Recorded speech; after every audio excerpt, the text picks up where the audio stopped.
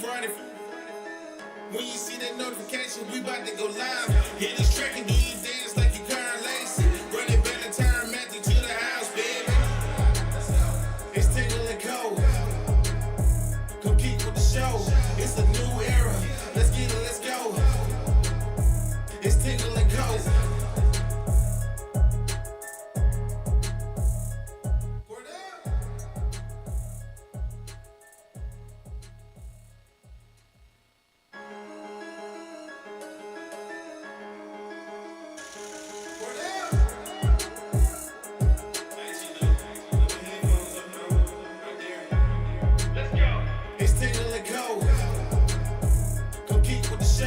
It's a new era. Let's get it, let's go. It's Tingle and Co. What up, Lloyd? What up, Lloyd? You can call me him. I'm Shane Dixon in the whip with them RPMs. Gotta pull up to the chat and shit out to them. Not trying to ball like Big Folk, then get out the gym. Monday through Friday.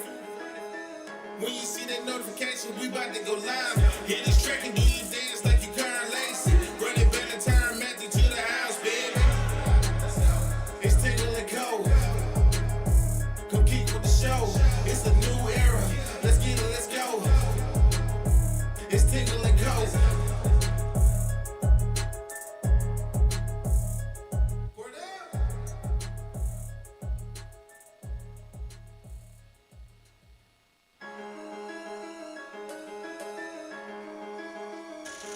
Word up.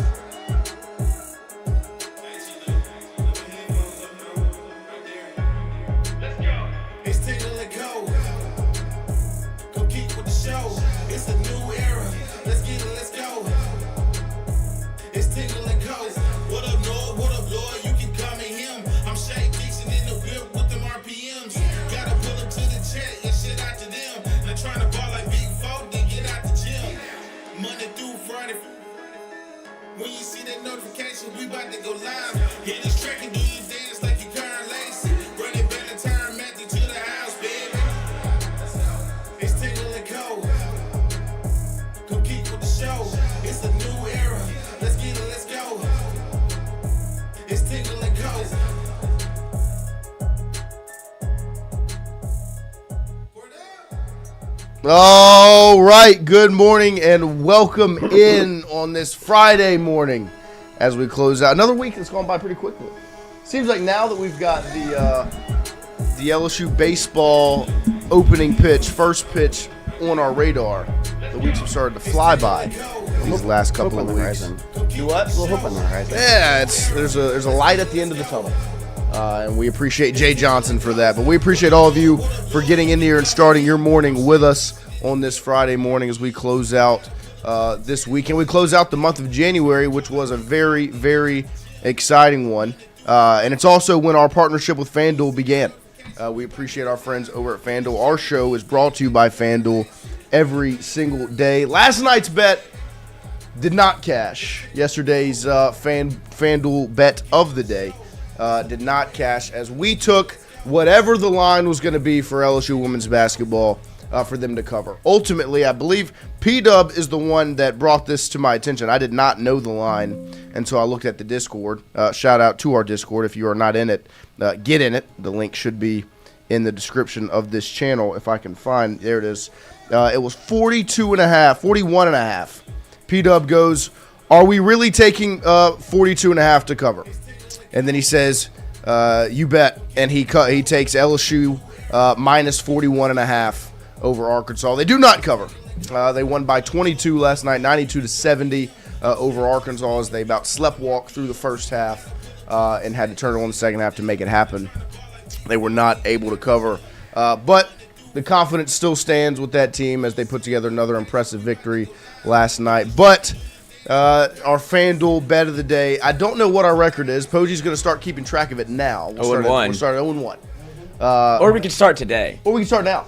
We'll start next week. Today? We'll start clean slate. Because we didn't know the on spread. Monday. We'll make our pick today and we'll start with. There you go. That's It's good not with fair me. to do the first game. That's good with You me. should start with the Spread Super going Bowl. in. That's good with me. Yeah, that's fine. Because also what you can do is you can bet a little bit early as some opening day lines came out for college football, and of course LSU versus Clemson is going to be one of, if not the most anticipated game of that weekend. And LSU, I believe, opened up as a 9.5 point favorite. Yes. And it jumped up to 10.5 at one point via our friends over at FanDuel yesterday, as they hold a 10.5 point advantage over Clemson. I was surprised it's as big as it is. It makes me uncomfortable how confident I feel. And obviously the conversation was, Like, we're pretty confident in it in general. I don't But then like for the line to open up at 9.5, 10.5, it's just it feels like so many things are, you know what I mean? So many things are going right. This just feels all too Look at the holly and comparative- jolly. the When comparative something's going to seasons. go wrong, you know, that's the mindset that I'm trying to shake. But at the same time, I do understand why LSU would be a 10.5 point favorite. They get the home field advantage, which is an automatic 3 points. So essentially, they're a touchdown favorite over Clemson, which I think is not surprising whatsoever. If it was a neutral site, it'd be about 7.5, and I wouldn't be surprised by that line at all. I don't think. It's a momentum bet, right? Yeah. Everything that you've done from LSU's perspective is only positive. Everything you've seen from Clemson season, like, you basically had the same year. I mean, their one portal player got illegally poached, right? I mean, No, they dabbled in the portal this year. They did. They got 8 players. dabbled. They dabbled. And so LSU added 48 players in the portal. And so it is a entirely new team, essentially, from definitely an offensive perspective, and you've added pieces on the defensive side. Clemson doesn't have that same momentum. The only time you've heard Dabo talk is he's got receipts. tampering. He took tampering class over the holiday, and that's what he's been studying. And he's like, I'm in tampering 301 against my will, because this Ole Miss news is not going away. No, it's not. And because now you see Fresno State double down on it. They're getting I in the point my dance. finger at you. Look at Minnie. Minnie, you're pointing back at me. Ole Miss. And Ole Miss's first thing is every going to be like, well, accusation is a LSU's confession. That's right. LSU's doing it too. But where's the Except receipts when we at? You do don't it. have those same receipts. Because that's the part about Dabo's argument that really caught my attention was he laid it all out.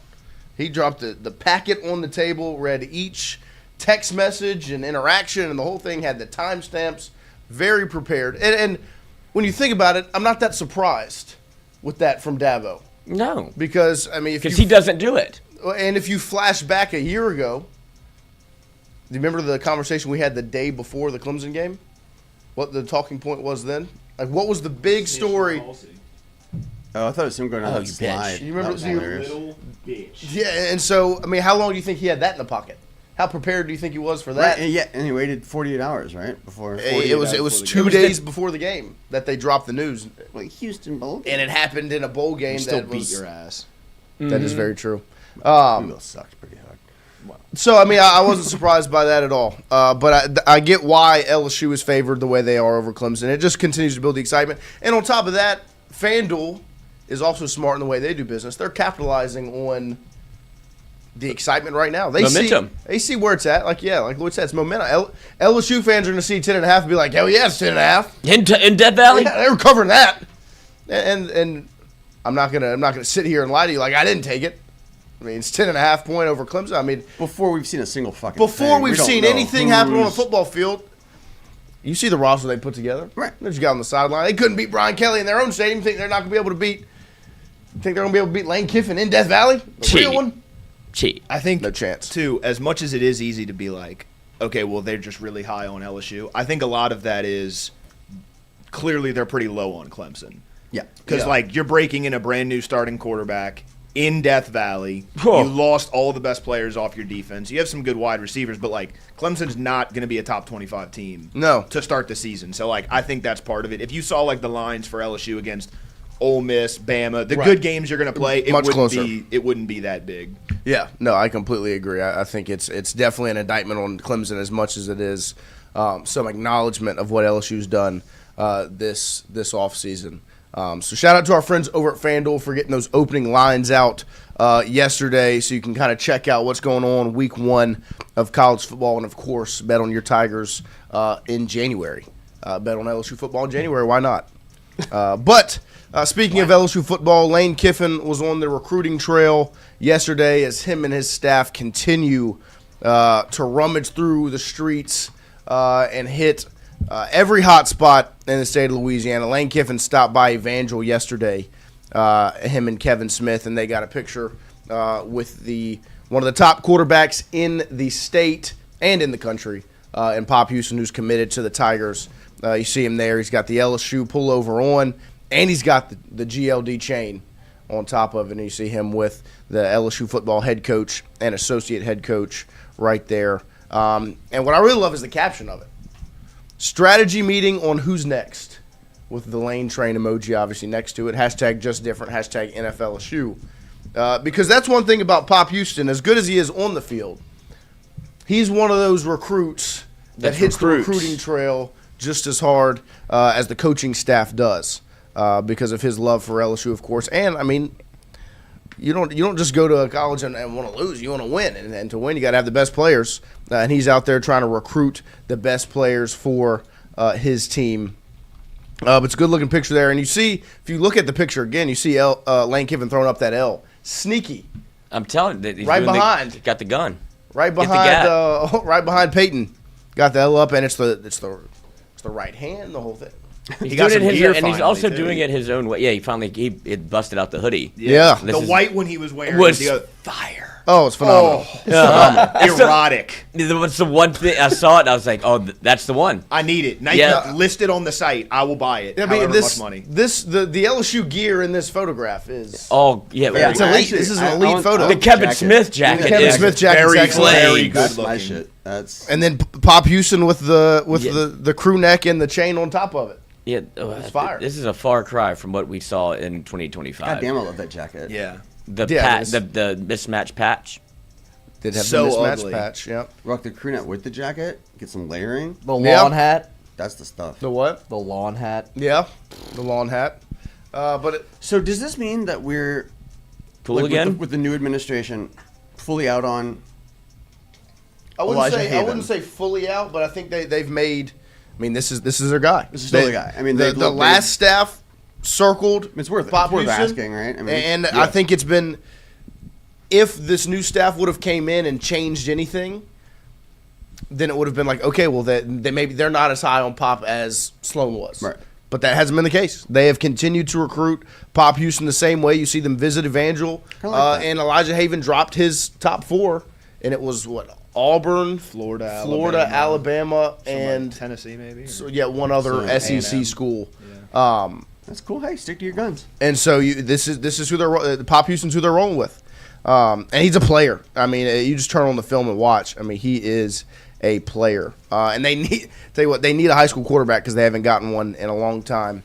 But they have rebuilt that quarterback room through the transfer portal for sure. Because I saw a list, some rankings of top transfer portal quarterbacks, and there were 2 LSU logos on that screen. Obviously, Sam Levitt at number 1, and Husan Longstreet at 7.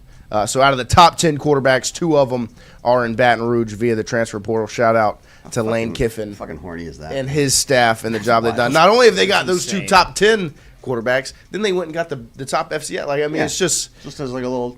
because I think treat. that's something that can get It's insane. it can kind of go under the radar with the portal editions. Because I saw you put out the post asking everyone's favorite portal edition, and Longstreet's one I saw a lot, more than I think I anticipated, and I think it can kind of go under the radar a little bit because you have all these big names, all of the job they've done for 2026, right?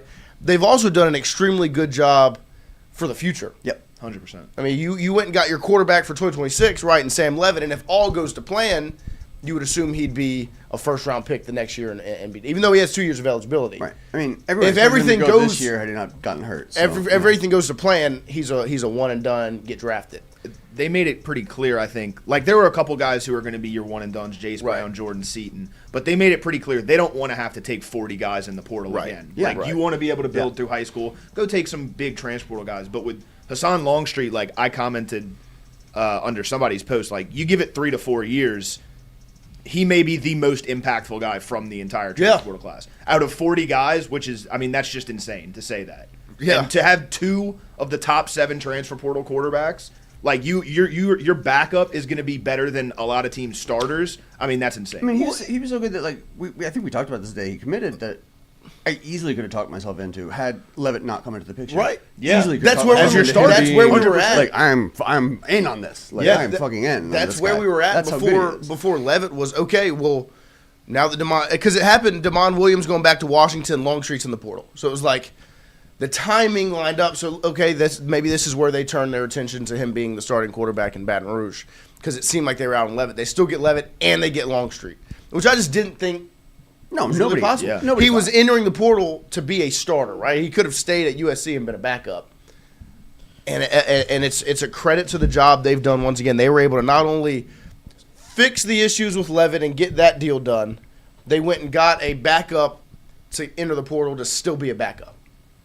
And I think there are a lot of things that were attractive about this spot. Lane Kiffin, his offense, getting the year to develop. And also I think one of the biggest pitches was you get a whole spring. This is your spring, right? Landon Clark and Husan Longstreet, it is their spring to build a relationship, to learn the offense and do all those things, because Levitt won't be out there on the field, And so I'm excited to get out there in spring and see those guys, because it's going to be fun. Like Wyatt said, the job they've done building for the future, I just don't think you can underestimate and underrate, because they've got a lot of guys with 3-year, 2-year eligibility, some with 4 years of eligibility, like Longstreet. I mean, they've done a really good job at building for the future while also going all in on 2026, which is very, very impressive, because you're doing essentially two things at once, right? You saw, if you go back to the start of the Brian Kelly era, 2022, they were very much in on that season. Like, I don't think they were going all in, but a lot of the pieces they brought in defensively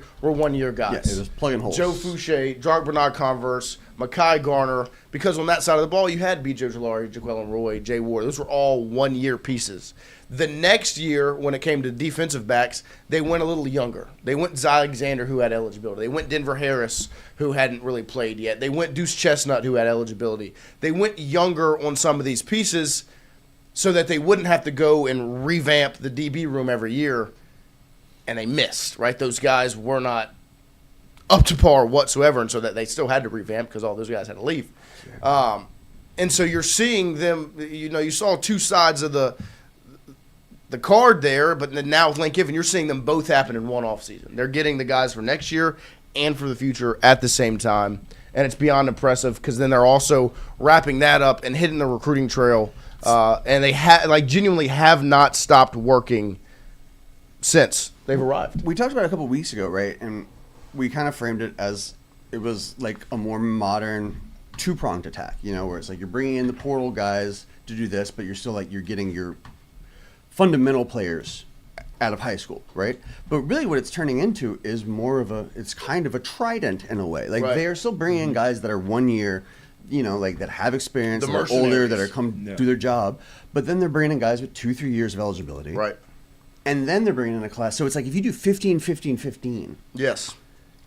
where it's like foundational high school kids, guys with potential that have a year of experience, a little bit more, and then some guys to come in and just fuck shit up right away. Right.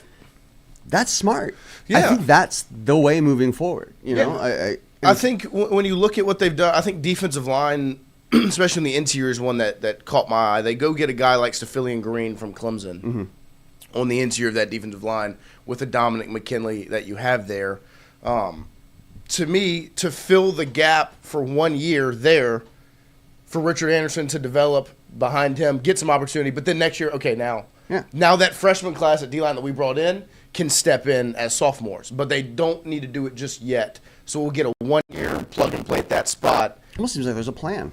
Right. There's been a very concerted effort on so many levels, right? The way they've recruited and now hitting the recruiting trail and the way they've been so public about it, like you said yesterday, it is all very calculated in everything that they've done.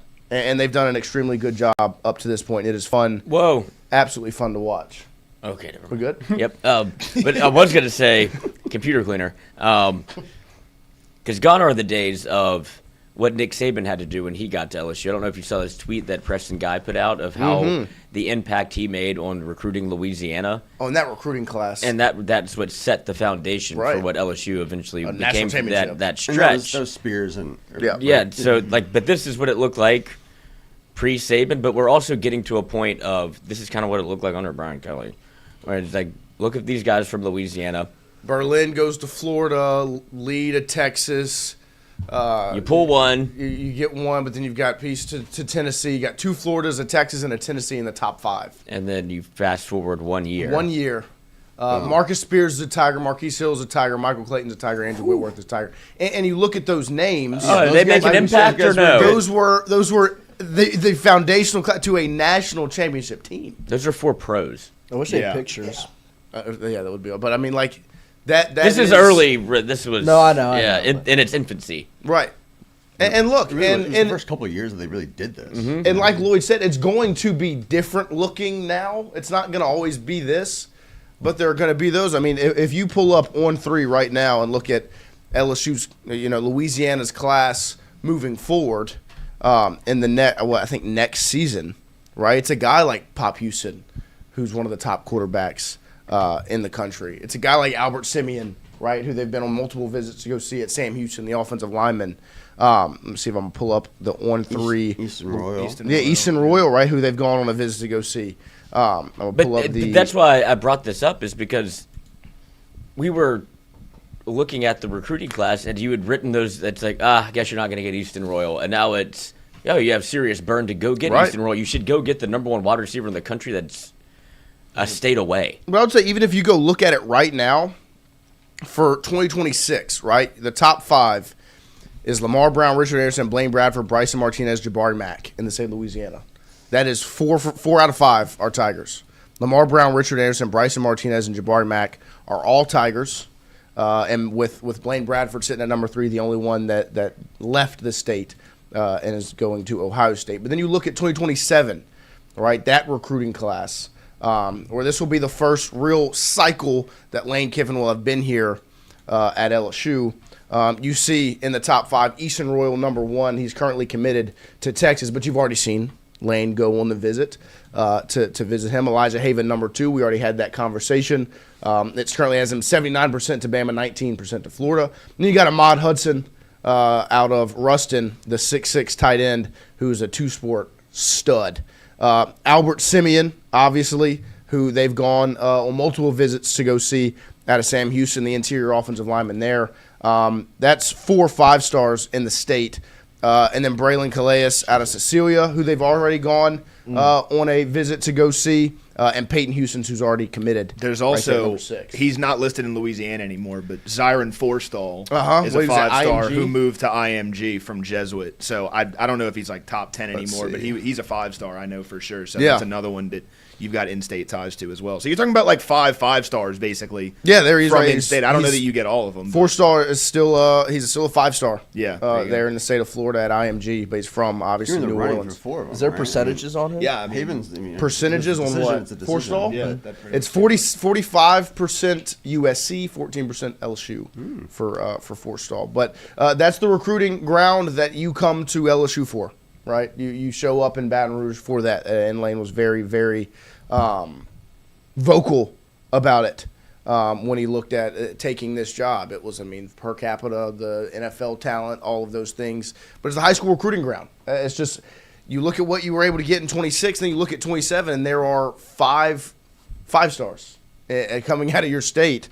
And right now you're in a real good spot for 4 of them. So very, very impressive as Lane Kiffin and LSU get ready for year number 1. And the expectations are extremely high. I was asked a question yesterday. I'm going to ask it to all of you. It was, with all of the resources poured in, the money spent, everything they've done in the portal and the coaching staff, and it's for the chat as well, because I want to get the fan base's perspective on next season. Like I said, I don't think you spend these resources the way they have and expect a build year, right? An 8-4. You don't expect 8-4 when you've poured this much money into your roster. You don't get a Jordan Seaton to go 8-4. Do you guys, and the chat as well, feel like it is a playoff or bust season for LSU in 2026, which can feel unfair because it's a year 1, but do you feel like that's the pressure that's put on this year? What does bust Yeah, mean? that's like, or bust teams needs to be defined. Means that you 8-4. Or bust means you didn't get in the playoff. Like you're on the or bust to me means it was a disappointment of a season. And in that, I would say yes. Yeah, you didn't get a return on the investment. Are they investing these resources with the expectation of getting in the playoff year one. If they don't, the people who invest the resources might not be as open to investing after the fact. I think it's going to be it's almost like a feel situation. If it feels different, looks different, and is different, then I think people will be like, okay, because there was such almost a malaise around LSU football where it's like you want it to be better, you think it could be better, it should be better than the product on the field. And certainly on one side of the football was truly mediocre. Yeah, it's just like this is do not resuscitate. Right. And you've seen, and it doesn't help having, I guess you see where your future was or what your plans for that offseason going into 2025 where they all laid at the hands of one man who was injured, and now you see him absolutely lighting up the Senior Bowl where he has gone from, is this an NFL player, to might be the second or third quarterback taken in the draft. We talked about last night. I think he's going to play his way back into the first round. I really could see that because he looks.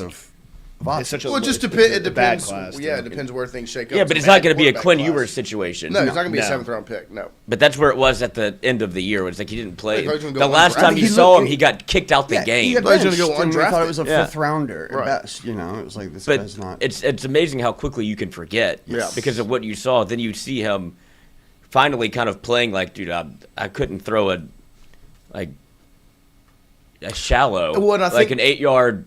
And I think Here part you of go, and he's like, I broke all of my fundamental rules Right. on how to throw a football because I was trying to play, and that plays well for.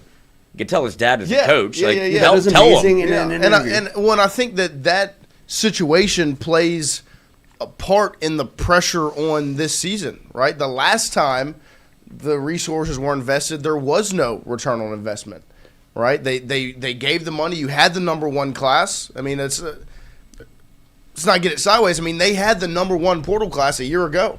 Mm-hmm. Now, it was built differently. It was 18 players, not 42. It was a lot of one-year pieces, not 2-3 year guys, eligibility-wise. And scattershot. But I on the mean, offensive they invested resources and money into last season, and you went 7-6, right? And obviously the coach was fired. I don't think that'll be the case, obviously, next season. But I do think that lack of return on your investment will always be in the back of the mind when you invest again, right? Okay, well, last time I did this, I didn't do it, but I'm willing to do it again because this is different, and I trust this person and these pieces.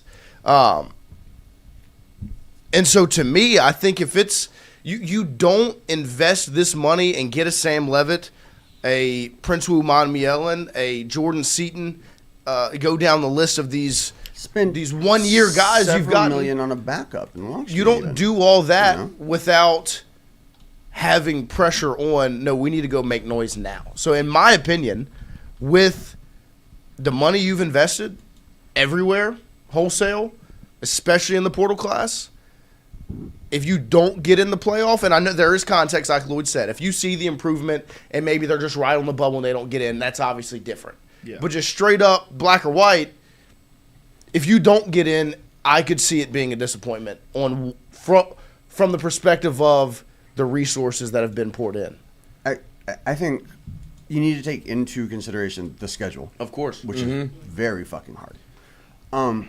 I think you need to be in the mix. I think if you don't get in, it's not necessarily a deal breaker, but you can't finish unranked. Of course You not. know, Yeah. you can't really finish outside the top 15. So, you need to be up until the last couple of weeks in that conversation. You have to feel competitive all season. I think that's more of the thing. Yeah. Just 'Cause be it is in hard the to get conversation. it's hard to, Yeah. Right. Because essentially it's 10 spots for group of 4 teams, and Right. then there's And Notre Dame Dame's gonna automatically get gets their a spot, and stupid G5 right. gets a spot. So I mean, like it's going to be really hard with that level of competitiveness on the schedule and an entirely new system coming in. Yeah. But you need to be ready to fuck. Yeah. And, well, like- and I think an interesting piece of it is when you look at that schedule, there are 2 games in November in Alabama and Texas. Both of those games need to be playoff-like games, which Yes. means LSU's playoff hopes still need to be alive when you that's go a into more those games. realistic Right. Because I think you want to be in the Bama and Texas ball games with playoff hopes. You don't want to go into those ball games with, like, we've already dropped Ole Miss and Texas A&M And didn't look good beating. Right. And you struggled against whomever. Kentucky. Right. You know, you want to be very much alive and in the mix going into those games to where it is a playoff-like.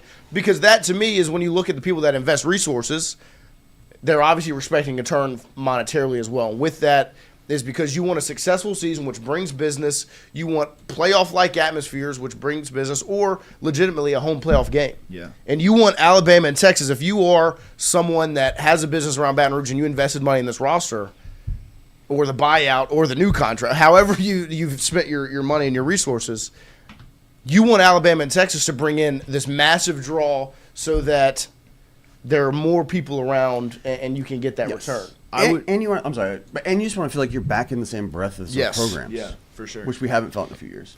I would say I love that you brought up the schedule because I think the way I look at it is you can't necessarily control your schedule. If the biggest obstacle for us being a playoff team that we look at and we say it's a tough schedule, we can't control that. We're in a pretty good spot roster-wise if that's what you're saying. Because last year at this time you're saying, can the offensive line hold up? Can the additions on defense come together as one under Blake Baker? Yeah. So if we're talking about the schedule, you can't necessarily control that. The schedule is going to be tough. Yeah. Like, we must be in a pretty good spot roster-wise. We're not saying, can they rush the passer? We're not saying, are they going to be able to run the ball? We know all those things should end up working out. It's kind of similar to, like, in season, if you have a matchup that you're talking about, and you're like Texas A&M LSU. Texas A&M was clearly better than LSU, but we're sitting here as LSU fans saying, well, you got to go on the road. You got to beat us in Death Valley. You know what that means? That means they're better than us. Right. Yeah. If that's what your number one thing is, like, they're better than us. We can't stop them. So that's how I look at it, of like, the roster is really good. There's not a lot of holes in it.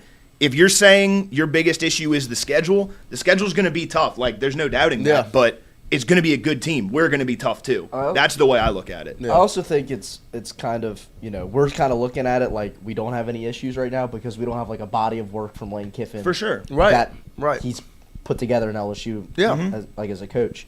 But I think come spring, come fall, I think we'll be pointing to like small issues like we were this year with like offensive lines not holding up. 100%. The defense gives up here, or kicking's bad again, or whatever. You're not going to be a perfect football. Right. I think those will come to fruition more, and if they hold up in season, I think people will get upset. Yeah. But I don't think you're going to have as big of weak points on this football team than you have. I don't expect that all to happen. I think both of you are exactly right. I think if the schedule is your main concern, that means you are in a very good spot. Because you're not saying, are we going to be okay at this position? Right. Can we run the ball? Like, we're going to play tough teams. Yeah. But we're, like you said, we're also going to be a tough team. And to Christian's point, a lot of that, as of right now, is because we haven't seen it yet. And our conversation now is why I like having it now, is because in 2 months, when spring football is here or over, we can sit back down and have this conversation again, and it will likely be a little bit different. For sure. We might be more confident or less confident, right? And then in the fall, it could, but I do think, to your point, the schedule is such an interesting talking point because it is true. It's a tough schedule. Like, I mean, you're playing 9 conference games, 1 other Power 4 game, so essentially 10 of your 12 are against SEC-type teams, right? Power 4 teams, ACC and SEC. And then you've got what? You've got McNeese Tech, and so you've got 2 in-state run-wins, and you've got 10 Power 4 games that you like. It is a tough schedule, but on the same token, in the SEC, everyone's got that 9-game slate, right? And I think one of the things that's going to be very interesting when you talk about the playoff is how much does that 9-game schedule play a factor in the committee's mindset, because it's going to be a lot more difficult to be 10-2, right? Remember we were having the conversation like you're not really going to have your 12-0 teams anymore with the way. Not at the SEC. No, I'm talking about the SEC. Yeah. You're not going to have your 12-0 SEC teams anymore. Yeah, you can have that schedule. You're not going to have, and so then it became. They play one game. Right, and then it became, okay, well, can you go 11-1 or 10-2? Now it's going to take another step, right? Because there's another game thrown. It's going to be.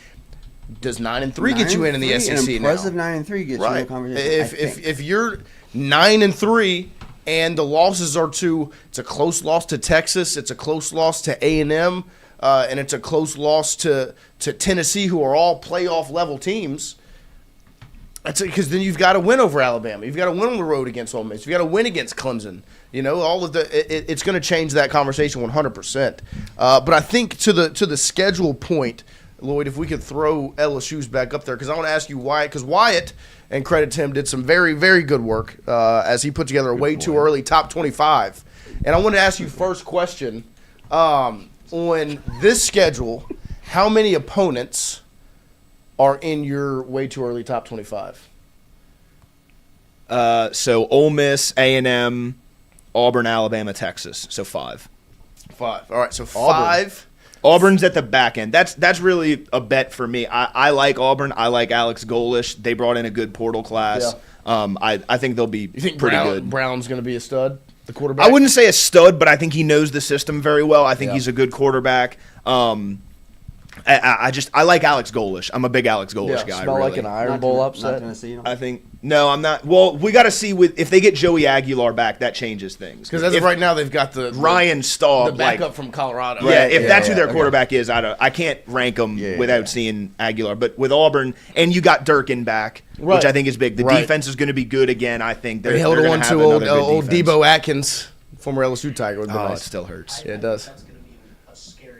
It is. Yeah, it's going to be an interesting one. I think as much as people talk about, you look at it, when I look at the schedule, right? the first 4, the middle 4, the last 4. Yeah. Everyone talks about the first 4 and the last 4. I really, really am interested to see the middle 4 because Lane Kiffin, the last couple of years at Ole Miss, like especially that 2024 year where they were really a national championship contending roster. Hiccups. The losses they had were like hiccups. Like you lost to Kentucky at home, you lost to Florida on the road, and that middle 4, McNeese is a win, fine. But then you go on the road to Kentucky. Right. Last time you were there, they beat the fucking piss out of you. Will Levis. Right. Mississippi State at home, which you hope is a Egg win. Bowl ties. Yep. The Egg Bowl.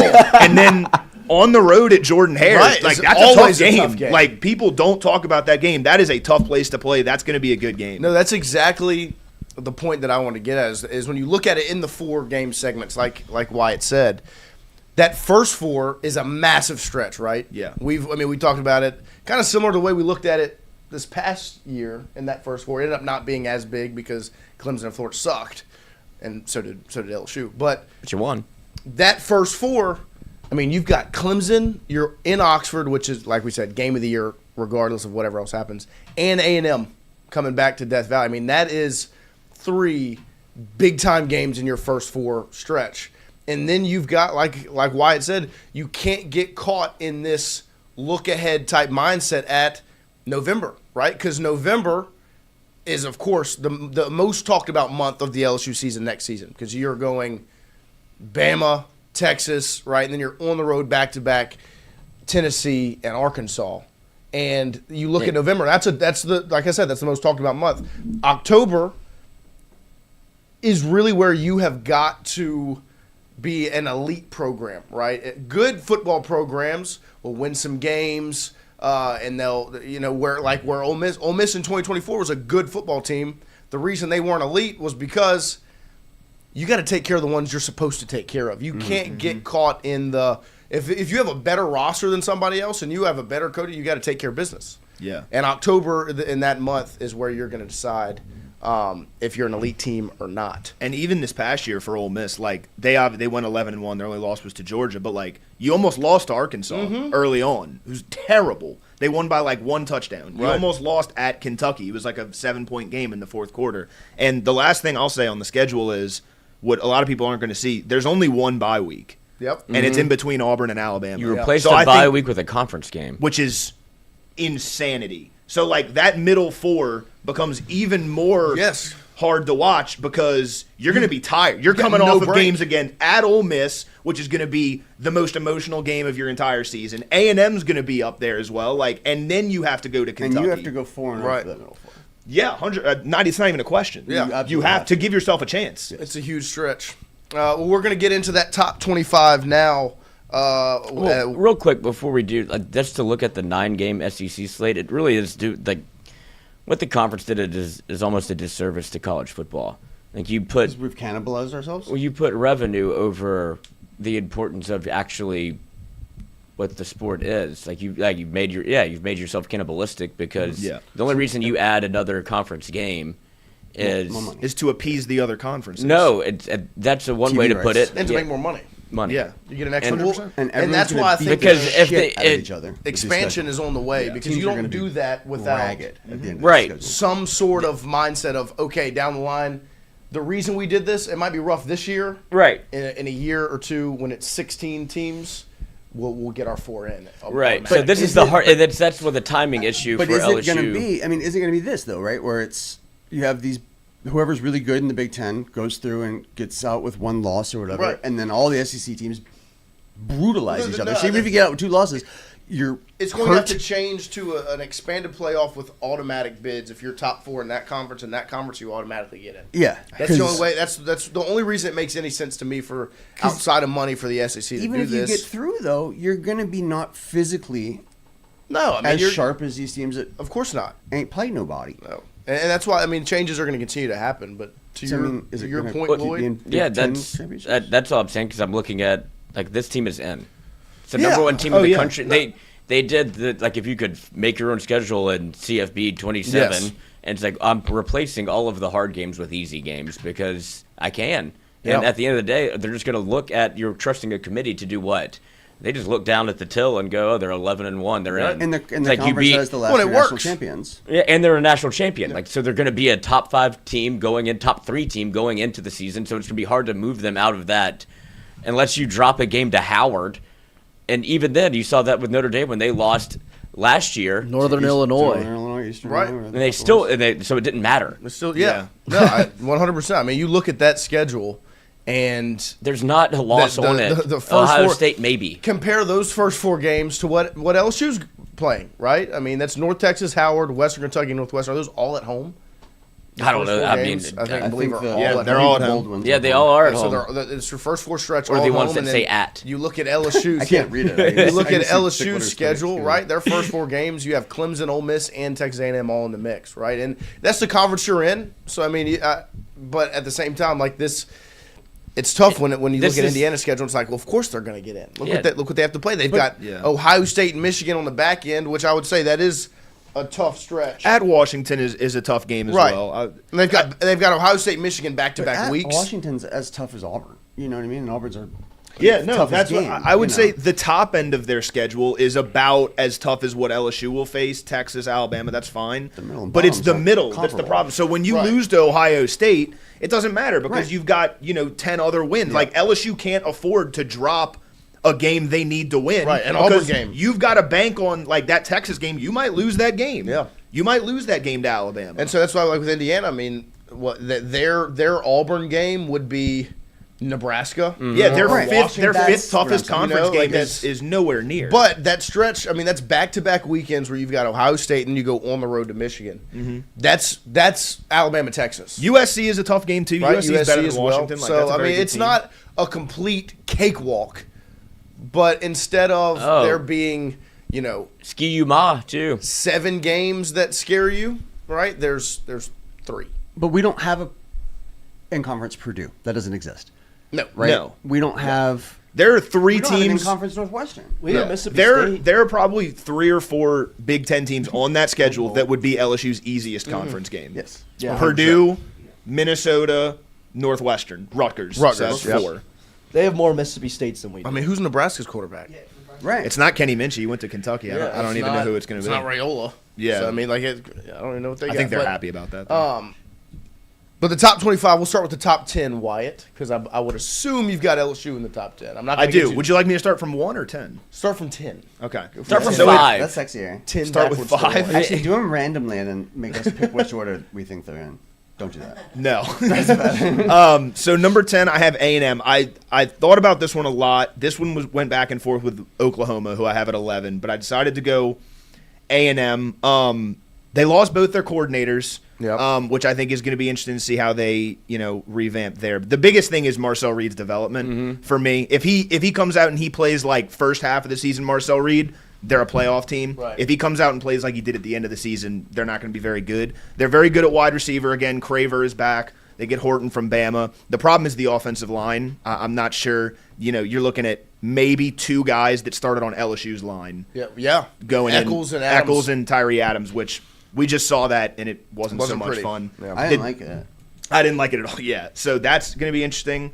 The sad thing is they're going to be so much better. And that's and not to cut you off, but No, that's you're the good. part that will be interesting to watch is Then become maulers. these guys that were They at can- LSU they that can. didn't play well, right? Kind of like what we're experiencing, like you said, with the Senior Bowl, where it's like, Garrett Nussmeier just ripped a comeback to Barryon Brown in the front corner of the end zone, and he reached out, snagged it, and brought it in, touchdown. Like, I think I we mean, literally that's- didn't see one time. So right, so you're watching something that you never really got to see. Yeah. It's going to be interesting to see, kind of to your point with those 2 guys, where when we watched it, it was rough, and so that's all you're kind of going off of. How much better are they, right? Because I was surprised when We're I gonna saw see. them end up at a top program. Like, I mean, we didn't see that once. Well, not even the route I concept. mean, they're still puppies with big paws, Right, they have the talent, and that's why they end up at an We will A&M. see, but it's not like they weren't getting the ball. They were when they were in, they had to block. They had to do what they were supposed to do. Like, it's not like the offensive line is lacking of the football. I mean, they have to block, they have to run block and pass block, so they're doing their thing. I don't see how they get that much better. I mean, the Scheme. scheme. The scheme. No, I understand, but still, like, And they have you still have to block the guy in front Yeah, of but you. players are allowed to get better. Yeah, scheme, experience, and development. Tommy right? Moffitt. I Some think it people just will goes tell you from you're just not going to hear about them Yeah. hardly at all because they're Of going to course. be doing their If job. they do their job, that's better than what it was. But you might see a little Cohen Eccles clip here or there, or a Right. Tyree Adams clip here or there, where it's like, okay, I mean, that's it will the be, old Tyree if they Adams. can just I get know. up to replacement level. Yeah, that's Yeah. gonna be interesting to watch. They're- Wyatt, number 9. Number 9, I've got Texas Tech. They Okay. reloaded in the portal again. I think they're going to be scary on the Sorsby. D line again. Mateen, I'm not even going to try and say his last name, from Wake Forest. That was a big pickup. I think they'll be better than they were last year. Actually, their problem kind of was their quarterback, Baron Morton. You went and got Sorsby, who LSU was obviously in the mix for. I think that's a massive upgrade. I think they'll be much better. Offensively, I like Mac Leftwich, their offensive coordinator. He calls good plays. They bring back both their running backs. So I think they'll be a little bit better than they were last year. 8, I have LSU. There you go. We don't need to talk too much about LSU, but I have them. But on the Texas Tech, I think the biggest thing that you said, the upgrade they're going from Morton to Massive. Sorsby Yeah. is massive. Because when it came down to it, you're against Oregon, they had every reason to win that football game. Yeah. And Morton could not make the plays. Morton just kept handing it back to him. It was that. I mean, that was a disgusting game. One both ways, talent Oregon was- and didn't- Texas Tech. Yeah. But defensively, they've reloaded. They're going to be very good on that side of the ball. And now they've got their plug and play quarterback, which is Right. a massive leap forward from what it was. And also, Right. I thought it was interesting to look at the on-3 portal class because they're doing it more as what you've lost and what you've gained. Right. And Tech looks like they're in really good shape based on that. People need to get used to Texas Tech. Like, they're going to continue to be good. Like, Yeah. people hear Texas Tech and they're like, oh, it's Yeah. Texas Tech. No. They have money. They Like, got they the have bag. oil money. It's They gonna are. be bag Oregon. man. They're going to be fucking Yes. around now. Yeah. Like, and now that you've got Sorsby, you've got a real. Like, I Especially love with Sorsby. the Big 12 not being No, crazy terrible. Like, competitive. you can go 12 and put up their fucking schedule on the screen. I mean, it's probably Yeah. Right. worse than Indiana's. Right. So, like, I really like Texas Tech. That's a team that, like, they can win the national championship. Like, a year from now, I would not be shocked. Yeah. I wouldn't bet If on they'd it. had But Sorsby this year. yeah. Oh, could yeah. would've It beaten made all the 100%. difference They in the would've- world. yeah. I mean, they still would have been matched up with Indiana, which would have been tough. But they Sure, beat but I mean- Oregon 1,000%. Yeah. But 7. So LSU at 8. LSU's 8. 7, I've got Oregon. Oregon was the weirdest team for me to rank because I literally could have put them anywhere between 1 and 10. Yeah. My thing with Oregon, and I'm very confused on how I feel about Dan Lanning, because normally when you hire a coach who specializes on one side of the ball, that side of the ball is pretty good, right? Like Lane Kiffin always has an offense, right? Kirby Smart always has a good defense. Dan Lanning came over from Georgia. He was the defensive coordinator. In 4 years at Oregon, they've had nothing but mediocre to bad defenses and have had elite offenses. So you could maybe spin that in a positive way and say it's going to be easier for him to figure out defense. But Why haven't to you yet? me, it seems like yes, exactly. You should have figured that out already.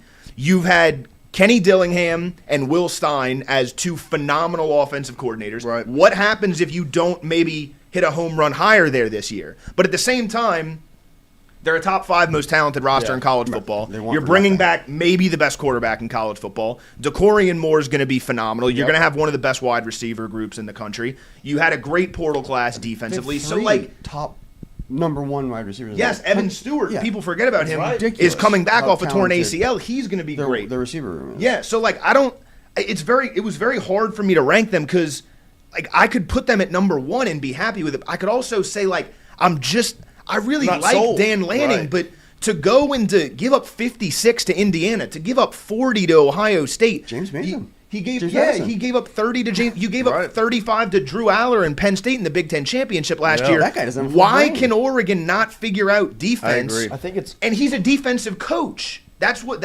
If he was an offensive coach, it'd be different. Right. I just don't understand. No, I think it's an interesting conversation on Lanning because I think he is viewed as one of the best coaches, especially one of the best young kind of new coaches in the country.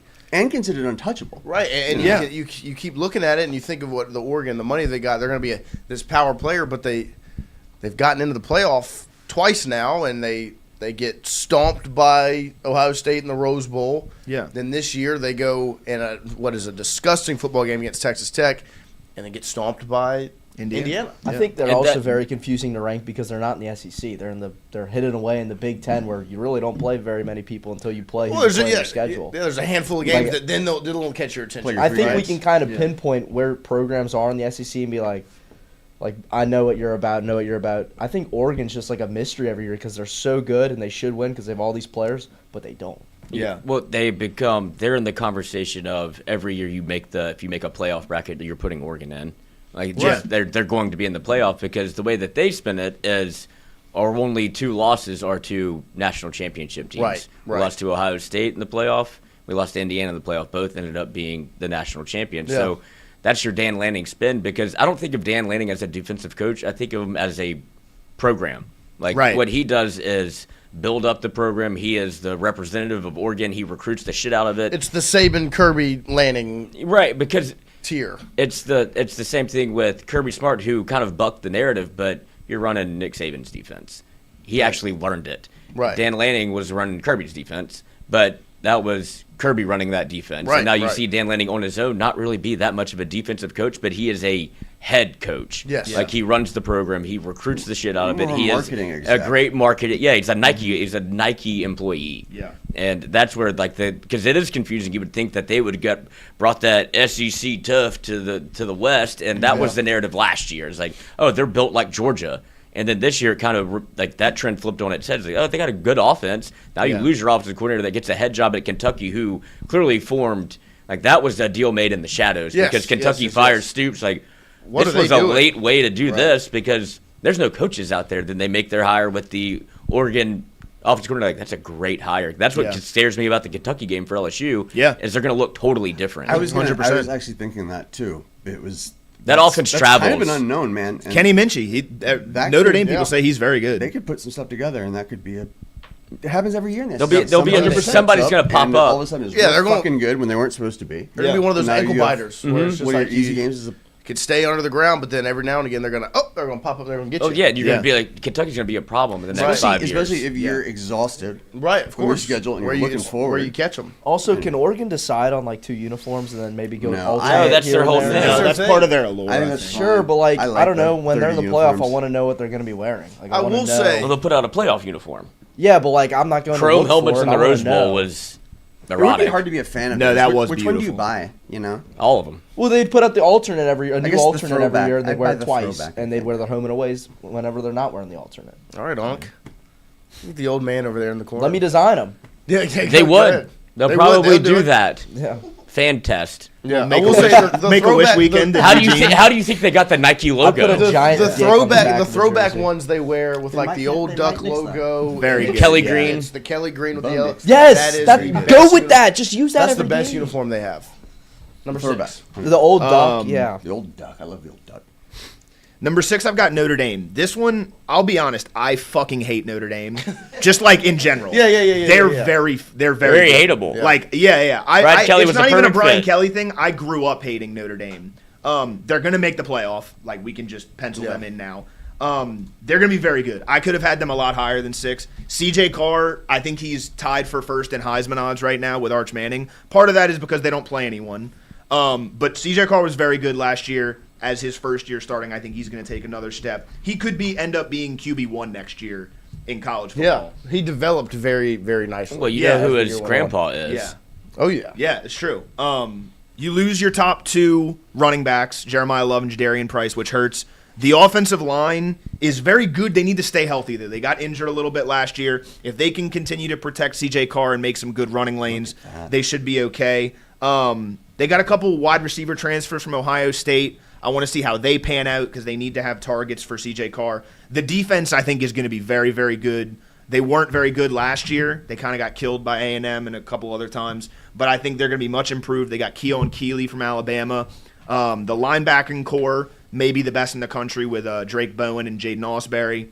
The defensive backs are really good as well. Leonard Moore comes back. He may be CB1. So I think Freeman's going to get back to his defensive roots this season. And I mean, yeah, you look at the schedule. I don't make this based off of schedule, but like, there's only one loss. There's only one potential loss on that schedule. Well, for Notre Dame, that's different because they can get bit by anybody. Right, but I mean, you just look at it. They're going to lose. Wait, BYU will be good. Miami, SMU, second-tier university flag football tournament. They've got a few losses. BYU, SMU, Miami are the 3 games. And don't let Bill Belichick figure it out in year 2. Yeah. Not a Pro Football Hall of Famer, so maybe be college football in Chapel Hill. Yeah, where the freaks come out. Oh, you know who's North Carolina's offensive coordinator?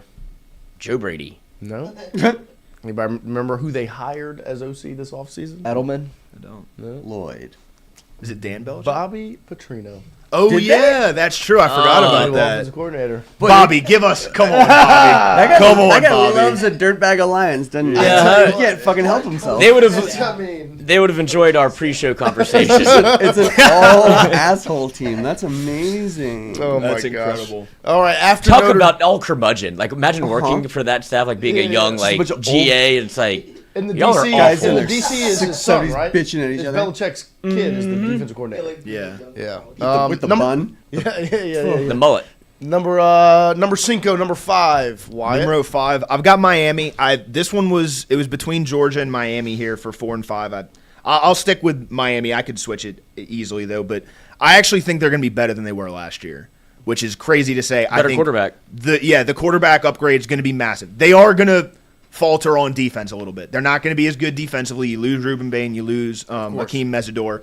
I love Corey Heatherman, though, their defensive coordinator. If you turn around a defense as much as they did from 2024 to 2025, you're a great defensive coordinator.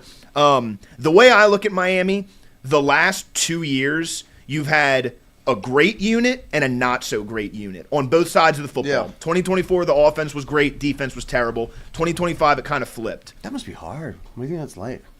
Yeah. Yeah, right. It's our That life. must be nice. But Jeez. to me, I look at the offense, I say that offense will be closer to 2024 than it was to 2025. They upgraded at one spot.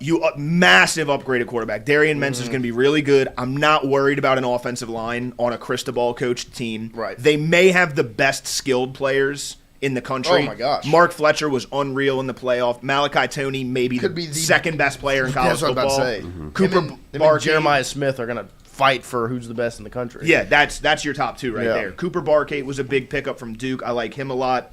And then you go to the defense, and I say, I think the defense is much closer to what they were last year than what they were in 2024, which was god-awful. So, bringing in Damon Wilson, I think from Mizzou, that's big. Look, he's not Ruben Bain, he's not Akeem Mesidor, but that's a big-time pass rusher. Yeah. Corey Heatherman can work If he would with. have ended up in Baton Rouge, we'd be talking about him nonstop. 100. I mean, he's Prince Will. He had 9 sacks in the SEC. Like that's big time. So Miami's going to be really, really good next year. And I think Cristobal's kind of figured it out, and I think they're going to be back in the playoff next year. Another not so super tough schedule. Yeah. That might be the easiest one. Because that's the thing. Other conferences are so fun. I know, because that's the thing is you look at like where the.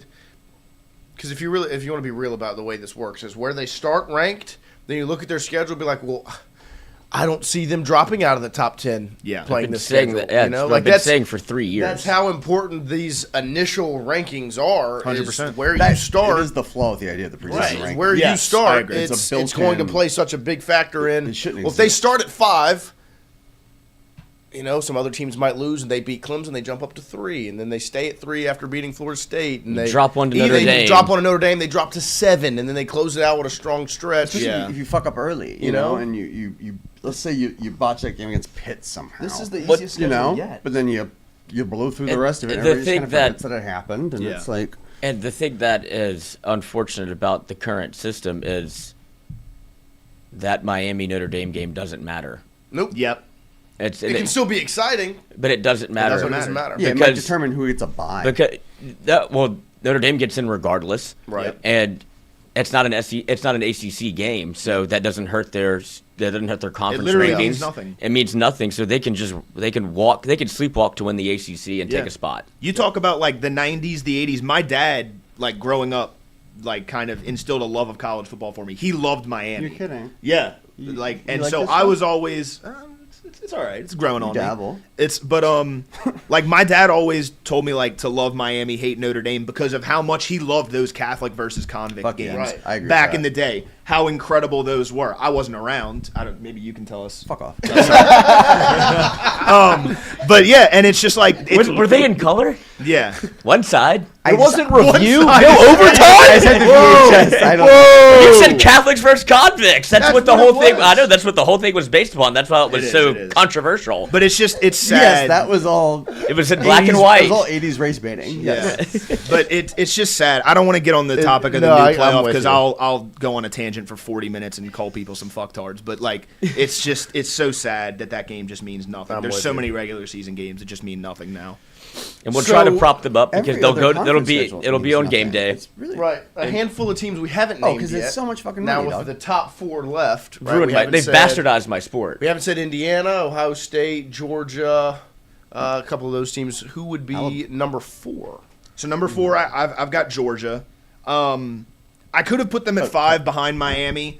My thing, they were very young last year, and they went 12-2. Yeah. Like they were the second youngest team in the SEC last year, statistically speaking, and they finished 12-2.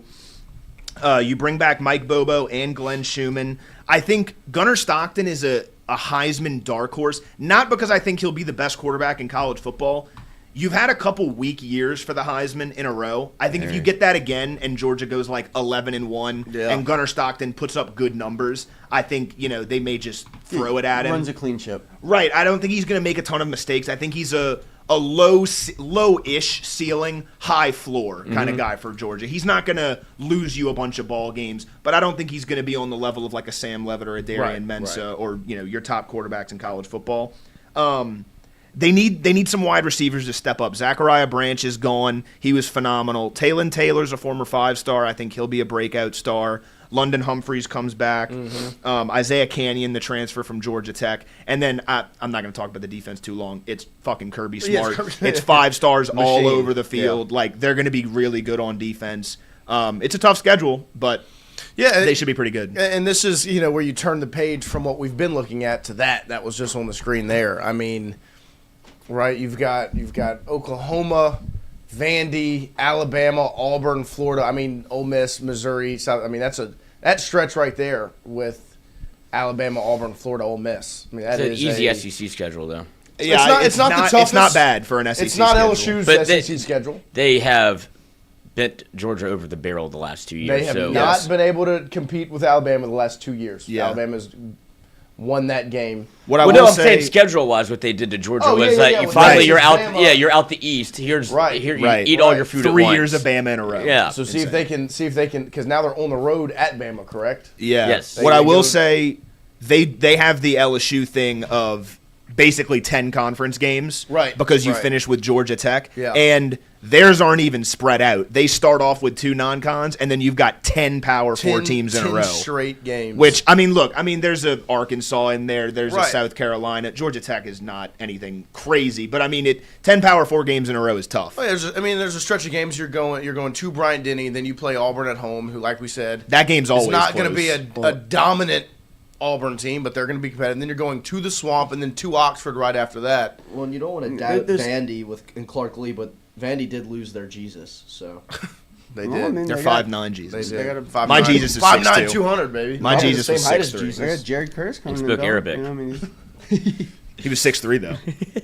But so yeah, I mean it's not the toughest SEC schedule. Now they'll turn the page the nenext year and play a pretty tough one. That's the other thing when you kind of think about it is where you play all these SEC teams. Well, you're going to play the other 9 SEC teams, or 6 SEC teams when you flip the script. So What's funny is looking at all of this, as this is going to be the talking points moving forward, like the built-in, and maybe this is what the SEC is banking on, the excuse making of, man, I can't believe they had to play 9 straight conference games, and they're going to look around the country. It's only going, and this is part of why they did it. It's only going to be the SEC on TV. Nobody's going to tune into when you have Georgia play. you want to watch Indiana, Minnesota? Georgia versus Vanderbilt in week 1, 2, 3, 4, 5. Yeah. And who's Notre Dame playing in week 5 or Miami playing week 5? Like St. it's Mary's not School of the Blind. right. Like it's not. Of course, they're going to watch Vanderbilt, Georgia, which isn't even that massive of a draw. But I mean, why wouldn't they? I mean, Vandy's going to have a 5-star quarterback. Georgia's Georgia. That's what the SEC is banking on. Georgia's going to beat the ever-living dog shit out of Vanderbilt Well, yeah. because that quarterback fucked them over. Oh yeah, Jared Curtis. Yeah, he was and he to was Georgia. talking shit about him afterwards. Storylines, baby. I love it. I don't mean to talk bad about anybody who's a 5-star quarterback, but you've got to be certifiably fucking dumb to flip from Georgia to Vanderbilt and then talk shit about Georgia when you have to go to Athens in week 5. Come on, dude. The other kind of built-in thing that Georgia has that a lot of programs don't is they don't have the turnover that other schools have. No.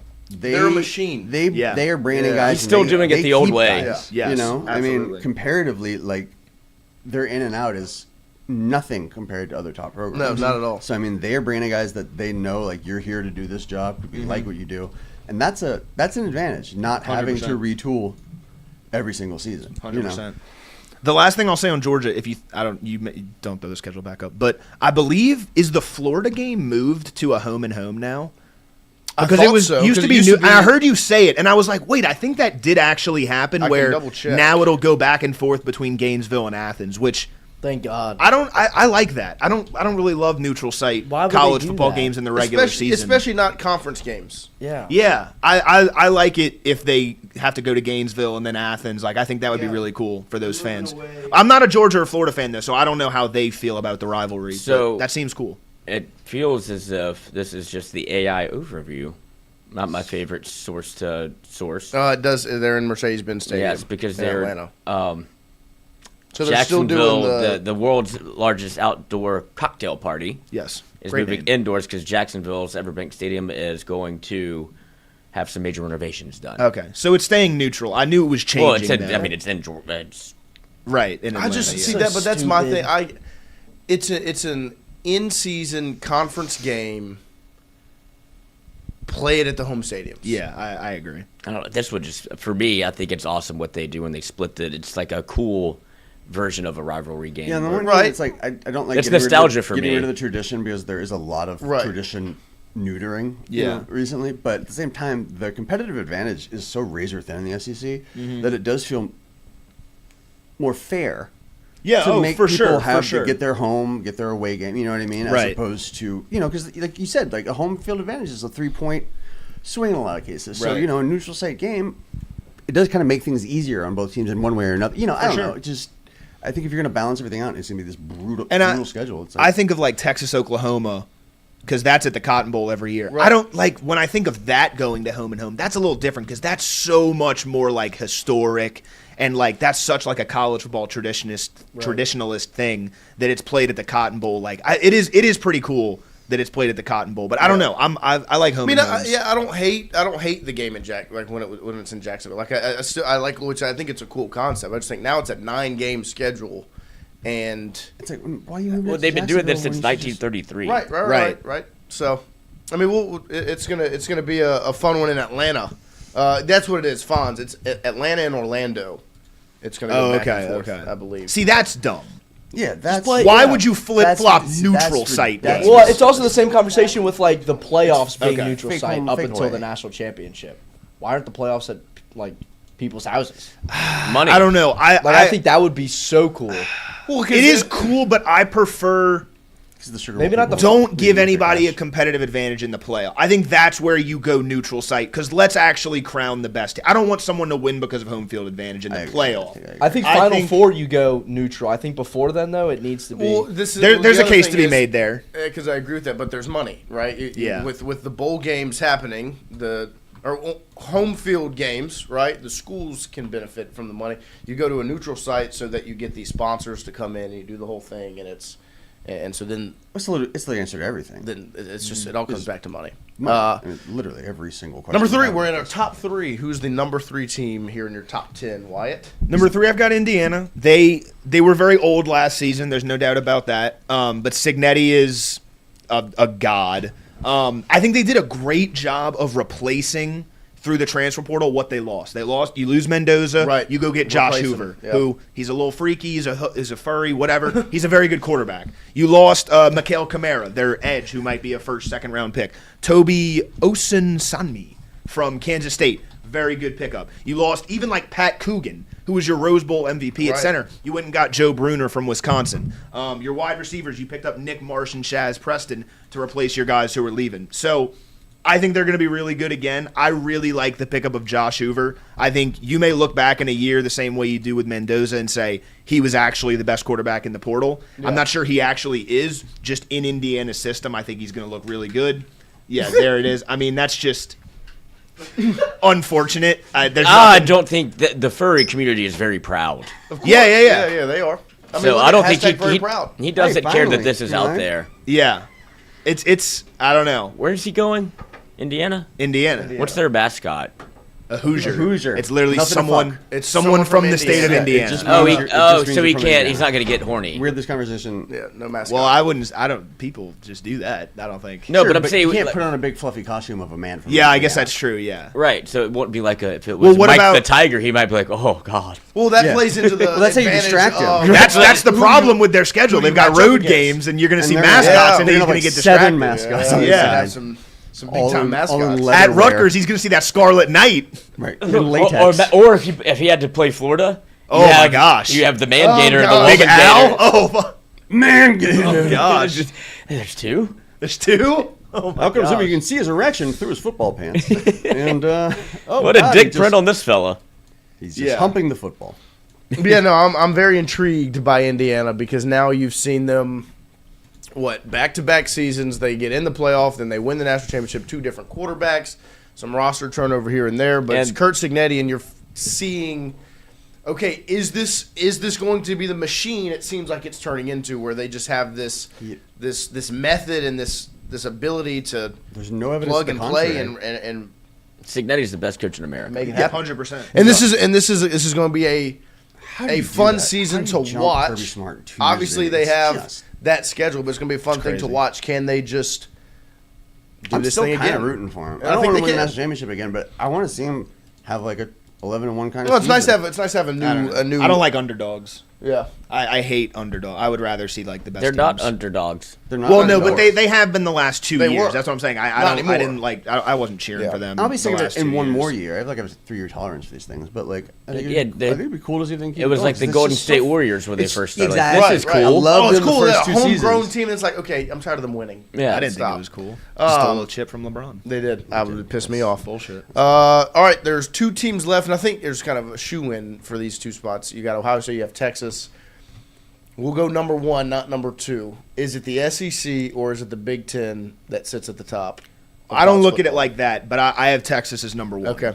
There's a lot of people, fucking idiots on Twitter, talking about how Texas is always overrated. Look, they were overrated last year, but the 2 years prior to that, they lost in the semifinal. Right, They were the 3rd or 4th. I truly think in 2024 they were better than Notre Dame. Who played in the national championship. So Arch took a sizable step from game 1 to game whatever it was 13. I think Archer's going to be very good next year. He's developing at a reasonable rate. That's like what you're supposed to do. The people who were normal about this and were like, it's going to take him a second. Right. He's Like- not the second coming of Jesus. Like, it's going to take him a couple really games. fucking hard job. Yeah, and He played 4 years of non-competitive high school football. yes, Dude, exactly. flag Got sacked by football, my brother. basically. Shout out Sawyer. Oh, nice. There you go. But I'm interested to see what happens on the offensive line. They have a good portal class. Gooseby is going to be good at your tackle. Melvin Ciani from Wake Forest was a good pickup. But they could not protect Arch or run the football consistently last year, and that was their problem offensively. My thing is they went out and got some good pieces on the offensive line. Cam Coleman may be the best wide receiver out of the portal. He's phenomenal. And you keep Ryan Wingo, which is awesome. You're going to have Arch, who's going to develop. And you have the best running back tandem out of the portal with Raleek Brown from Arizona State and Hollywood Smothers, who they stole from Bama. I bet on Sark the same way like a Lane Kiffin offense should never be bad. Sark should have a good offense. Right. I think they're going to improve massively there. And then they bring in Will Muschamp at defensive coordinator, which I was waiting for you to get to that part. very interesting. Yes. Very interesting. I think he'll do a good job there. They've got a lot of talent defensively. Colin Simmons returns. Yeah. They weren't great in defensively in 2025. They weren't bad either. They were kind of somewhere in the middle. I think they get a little bit better. I think they improve. Rasheem Biles, probably the number 1 linebacker in the portal. That was a big pickup for them. So I think they improve. And speaking of best player in the country conversation, Colin Simmons very much He's in there. is in that conversation. I mean, Yeah. he is. When I tell you, when he committed to Texas and then ended up at LSU, that was one of the ones where, like, in the money thing, like, you can kind of be like, oh, you know, it'll be all right. That one stung because it was like, no, It that still stings. That guy is going to be one of the best players in the country. Going to sting the most this year. Right, and Yeah. you're gonna sit back and you're gonna watch, and I think he's gonna Fucking ball block out. him, right? And I think Seton. getting why you got him. You've got Will Muschamp as your defensive coordinator, and Colin Simmons and some of these other pieces they've added. I think is just going to be hide your whiteboards. Yeah, but I think it's going to be fun. Is Muschamp as Reputation. big a get? I mean, or is it us hiring Bo Pelini back? Well, I will You know, 'cause, say, I mean, it is a guy that was amazing at his job 20 years ago, kind of. right. Thing. Well, I looked this up. The last time he was a defensive coordinator That's was his gig. 2015 Yeah. at Auburn. Now, that was a good defense, a pretty good defense. So he hasn't done it in a while. I think he's a very good defensive coordinator. They have enough talent. That's my Yes. thing. Is Okay. like Yeah. they have enough talent to make the scheme And work. he's experienced enough to know certain situations, and Yes. I do think it's going to work. I Yeah. think it's just in this new era, right? There's not as much pressure on his plate with things changing, you know, and I think he can handle the scheme, the experience in doing those things, and I think when you have a guy like some of the pieces they have, but especially Colin Simmons, like a literal game wrecker. Yeah. Right. It just, I mean, I'll be the defensive coordinator with Colin Exactly. Simmons on my defensive line. yeah, I think that's my number 1 team. Muschamp's only 54. That's Yeah. crazy. Lane Kiffin is younger than him. He's a year Yeah, younger. just barely. Wow, that's crazy. And so that leaves Ohio State, I would assume, right? Unless you got them outside the top 10. I actually have Ohio State outside the top 25. I You're a do Wisconsin man. I think they're taking it. Number 2. Yes, I like Wisconsin this year. Yeah, Ohio State number 2. I'm a big Julian Sand fan. It didn't end the prettiest for him this past season. I love Julian Sand. I think it's hard to come in and be a quarterback in college football in your first year, especially at a place like Ohio State where you have such high expectations. Right. You've got the best player in college football Yes. back out there catching passes for you. I'm interested to see what happens at wide receiver behind Jeremiah Smith because going to be a familiar name. yeah, you got Kyle Parker there. And then, Chris Henry Jr., Henry the Jr. 5-star. Yeah. Brandon Innes is back, but he wasn't incredibly good this past year. You know, the last 2 years you've had Carnell Tate and then you had Emeka Egbuka the year before, you know, to kind of take away some of the shine, take away some of the attention from Jeremiah Smith. Everyone's going to be keyed in on him now. I mean, they were last year, but you still had a guy like Carnell Tate. So I'm interested to see who steps up in that room. Go ahead. Well, and I'll say they took obviously they lose a very experienced and very well sought after wide receivers coach. Yeah. Brian Yes. Hartline Yes. takes a head coaching job to go from wide receiver coach to head coach. Crazy. Clearly you're doing something right. Yeah. And do you remember or know who they replaced him with? I do. Tez. Big Tez. Cortez And I think Sanctum. people have their thoughts on how that development went at LSU. And I think a lot of people, and I think nationally, obviously, the LSU fans have their feelings about that, right? Nationally, this is the wide receiver U conversation. You know, Yeah. it's is it LSU? Is it Ohio State? Now they'll They're- have shared time between a coordinator. They're kind of catching up a little bit. I think an I'll interesting admit it, part, you know? Yeah. along with that, they have a new offensive coordinator. Yes, too, right? They Arthur just- Smith. Yeah, I thought from so. from the Right. Steelers. Steelers, former Which- Falcons coach. They've gone double because Matt Patricia's the defensive coordinator. He right, was right. phenomenal last year. Their defense was. They've done the Chip. They did Chip Kelly. Yes, they're Chip going, Kelly they're as going well. Professional. Yeah. On the coordinating aspect. Right. And offensively, I think they'll be a little bit better than they were last Of year. course. I don't think they The were as growth good of as. Sayin. Yeah, I don't think they were as good as people think they were this past year because the schedule wasn't super tough. You get Bo Jackson back at running back. That was a big, retention job for them. That was big. Wow, how old is he now? Yeah, I was gonna say that's not gonna. He has work. eligibility left. He doesn't have a hip. He was only a freshman last year. He was phenomenal. You returned 4 of the 5 starters on the offensive line, Yep. so they need to be better in the run game. I think they will be.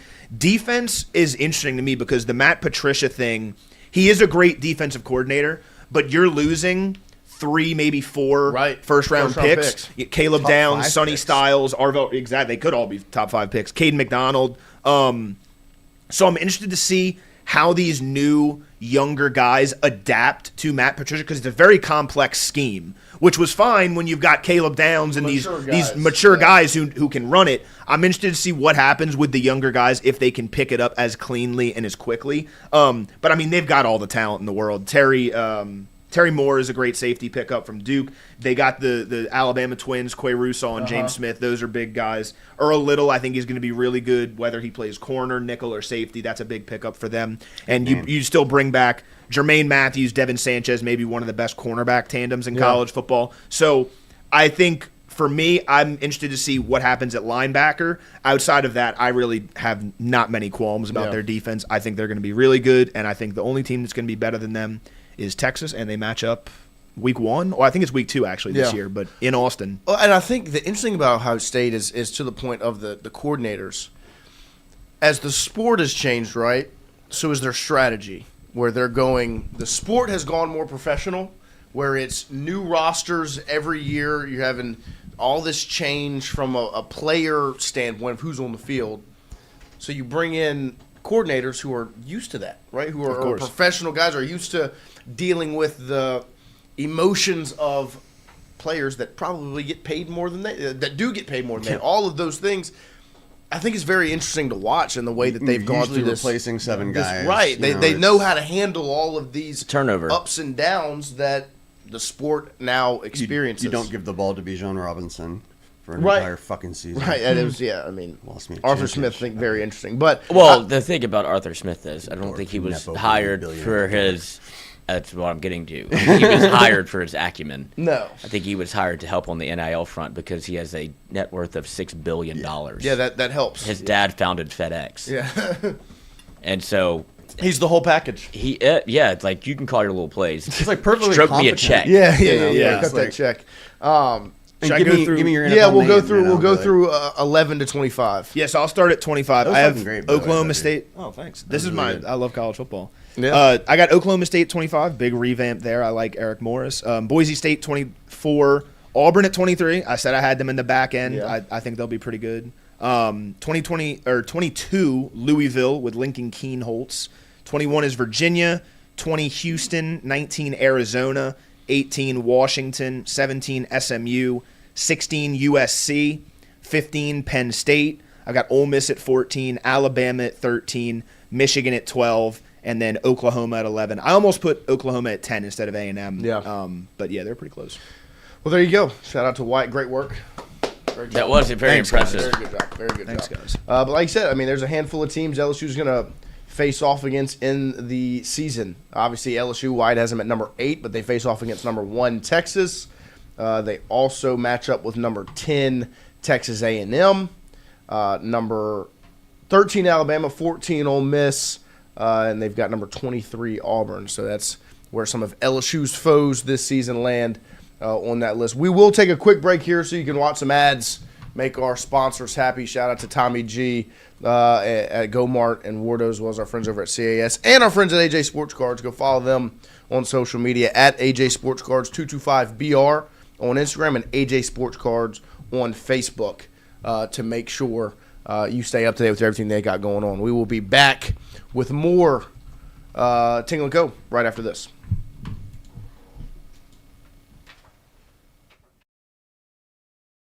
Ward Branning III, fondly known by family and friends as Wardo. In 2019, the oldest brother of the tribe passed away unexpectedly.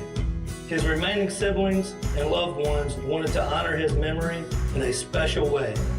In 2022, Ward's family decided to combine the need for a sandwich shop in downtown Natchez with a desire to pay tribute to Ward's love of good friends, good times, and great food. Through blood, sweat, tears, and countless hours of hard work, Wardo's was born.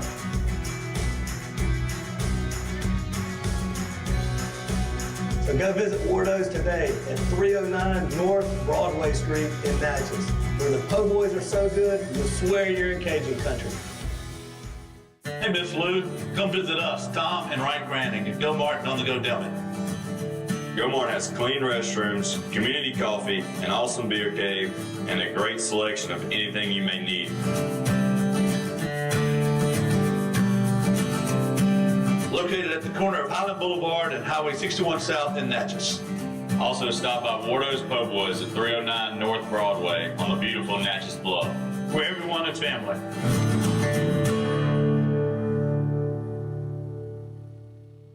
When it comes to your home, the roof over your head matters.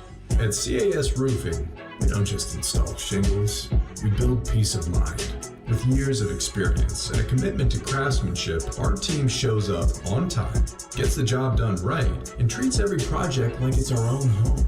Whether it's a repair, a replacement, or storm damage that caught you off guard, CAS Roofing is ready. We're local, we're dependable, and we stand behind every nail, every shingle, and every promise we make. Because at the end of the day, it's not just about roofing, it's about protecting what matters most. CAS Roofing, built on trust, backed by quality.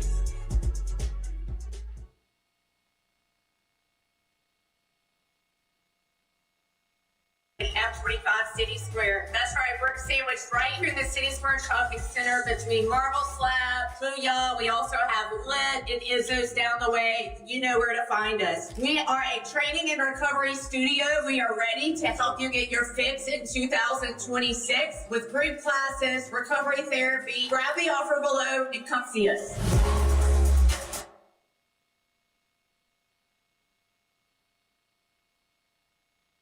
This is Heather over at F45 City Square. That's right, we're sandwiched right here in the City Square Shopping Center between Marble Slab, Booyah. We also have Lit and Izzo's down the way. You know where to find us. We are a training and recovery studio. We are ready to help you get your fix in 2026 with group classes, recovery therapy. Grab the offer below and come see us.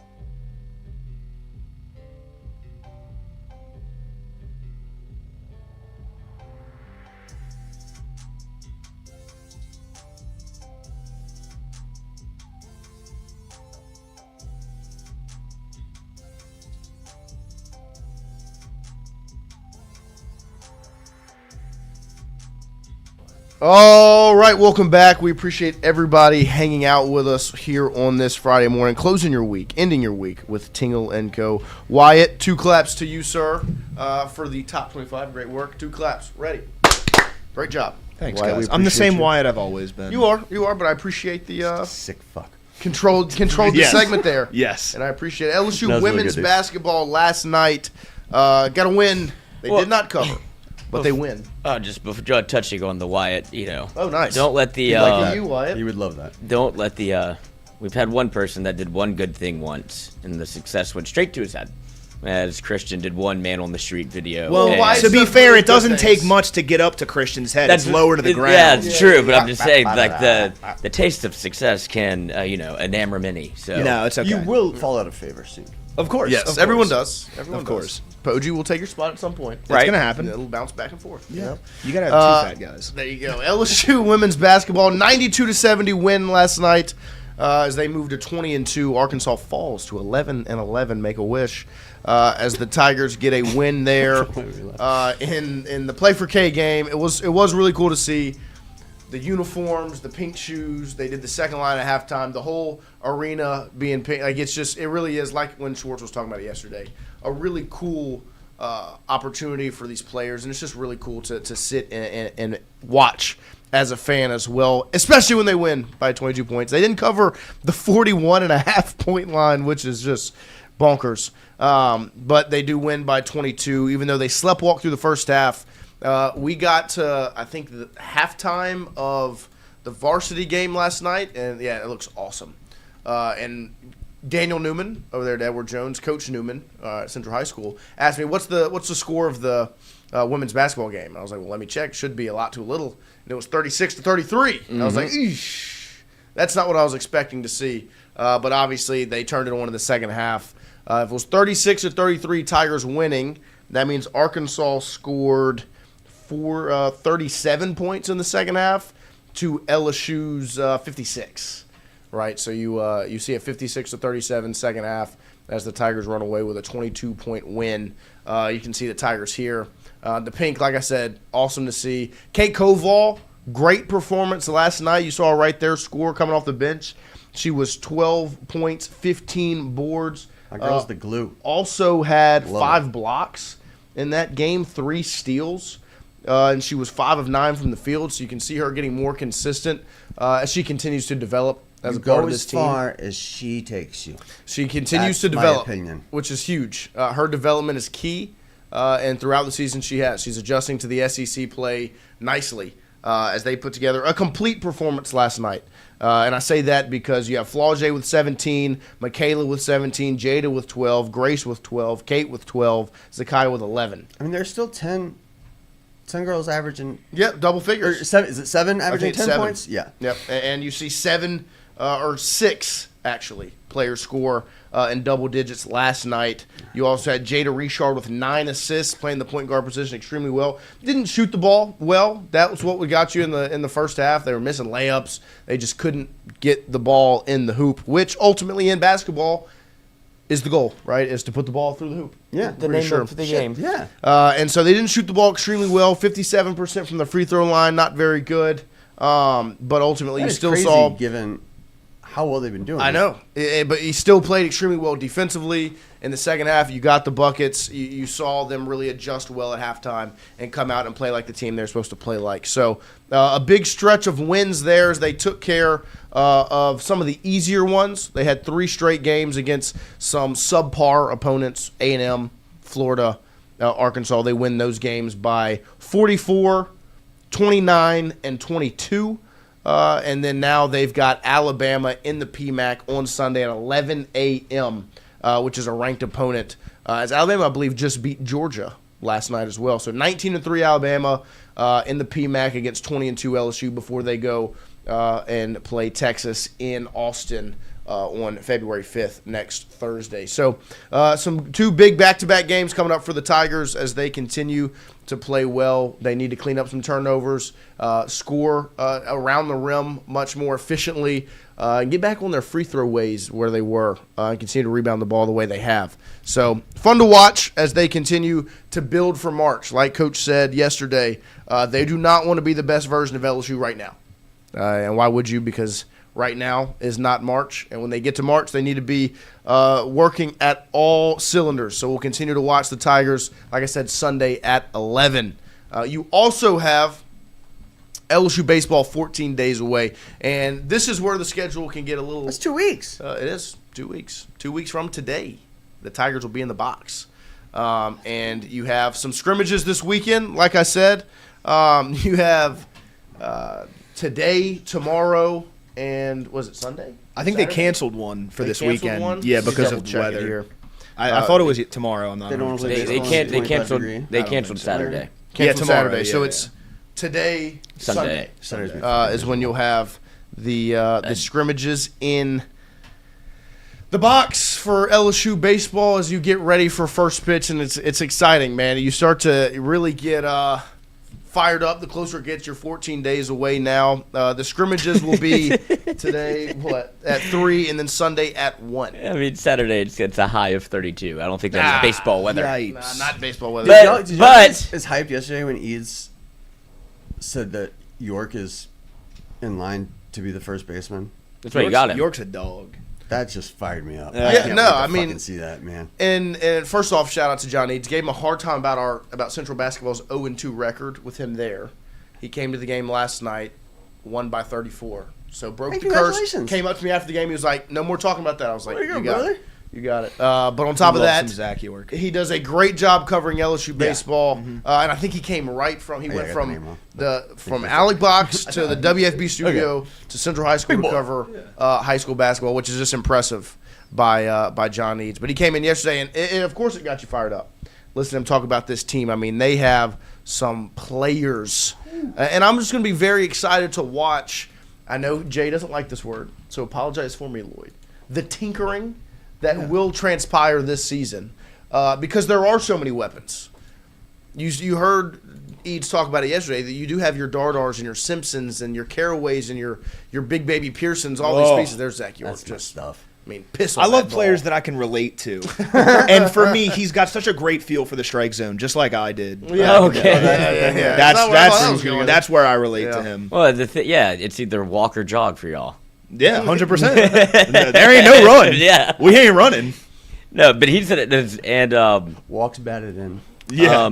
Each pointed this out too. It's like, but obviously people see him. They're like, how is he going to be able to play a position like first base? He is very athletic for like that position and what he's able to do. Very good with his hands. Like he has a great feel for the spot. Yeah. And so obviously everybody will be judged off what you saw with Trey Morgan. This is a different you will never see that style. Yeah. But you won't ever see that. Yeah, you had a gymnast at first. And honestly, we were super spoiled with. And that's with what Bear Jones Bear got was shit. great. He was awesome. It's what watered him down because you're like, well, it doesn't look like. Yeah, he's Trey 6'6". Morgan doing it. He was No, so it good. does not. They started him at third. Third. In the SEC, they were like, maybe he can play third and we can get another bat in the lineup. I will maintain if he wanted to play that position, he probably could. Yeah. One error It's hard to doesn't switch. define- Yeah, It's one hard error. to switch mid-season. Yeah, it's like closing one eye. But Yeah. he was a very good defensive first base. Absolutely. Yes. You didn't just put the big guy with a bat at first base. No. Well, you which is what did. people It just thought. worked out. But it worked, and He was fucking exceptional. And I think a lot of people with York have a similar mindset. You're just putting the Hide him over there. the big guy with a Right. bat at first base, and that's not the case. Defensively, he's going to be He's an athlete. excellent. And I want to ask this question around the room before we are 2 weeks away, and we're going to have 2 weeks to talk about this team. As of right now, what do you think the strength of this team is going to be? I think last season it was starting pitching, and defensively you were excellent, right? And obviously you had offensive talent as well. But I mean, my confidence last season was if they get into in the College World Series final where you just need to win 2 games, there's not a better team fit to win 2 games than LSU because of Anderson, Ianson. When you look at this season's team, because y'all have been in Alec Box, I have not gone to a scrimmage yet. What do y'all think the strength of this team is going to be right now? I think it's easy to point to the outfield. Of course. Where you have legitimately what might be the best outfield you've had since 2009. I think that's the conversation you're having. And last year, defensively, it was the greatest LSU defensive team in history. And we talked about that a lot because people, you look at baseball, you don't really recognize the plays that are being made because they made them look so easy. But there's a lot of hidden runs that LSU saved on the defensive side. So you're going to have to adjust to that when you had legitimately 3 shortstops on the field. Yeah, I've never seen a 5-4-3 double play happen so easily. Yeah, but like you don't turn double plays like that in college. They didn't do it. And then the extraordinary plays that were made were like you expected them to be made. Like when like Milam booted 2 balls in a series, like what the fuck was that? It's like, yeah, you're allowed to. You will make an error. Every routine play was routine, and they made not routine plays look routine. Yes, so I do expect obviously Milam to be what Stephen Milam is at shortstop, but I think this isn't the sexy answer, but the strength of this LSU team, obviously Jay Johnson, but it's going to be his ability to find the strength of the team because you have so many pieces, so many ways to maneuver this lineup because you added so much. That's the right answer. Yeah, that's such a good answer. Thank you guys. Thank you. 2 claps for me. Ha ha. No, you don't get to say 2 claps for yourself. Fuck off. 2 claps for number 2.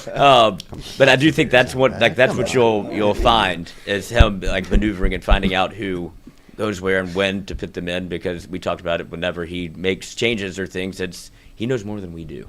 Yeah. And so you just have to ride with those decisions, and he will find it by week, or I should say game 25. Yeah. He'll be like, maybe this is it. Then in game 40, you'll look up, oh, this looks different. And right now, we've got in the chat, they are replacing the word tinker. They're coming up with ideas instead of tinker. We've got play around with the line. We've got fine-tune the lineup. We've got fiddle with. Fiddle with is more insulting. The best one, I think, so far is from P-Dub. Optimize. Yes. Ooh. Optimize is a great. Streamline is a good one. Experiment, but I think optimize is the one. Diddle? It's no longer diddle with. Nope. Diddle. Yeah, it's no longer Please tinker. don't diddle your lineup. He's optimizing. Tinker and Co. See, there's so many boys to diddle. Tinker and Co. Yeah. Awesome. He's not tinkering with the lineup. He's optimizing the lineup for that matchup. Yes. You want to go? No, you can go. Okay. I was going to say my strength of the team.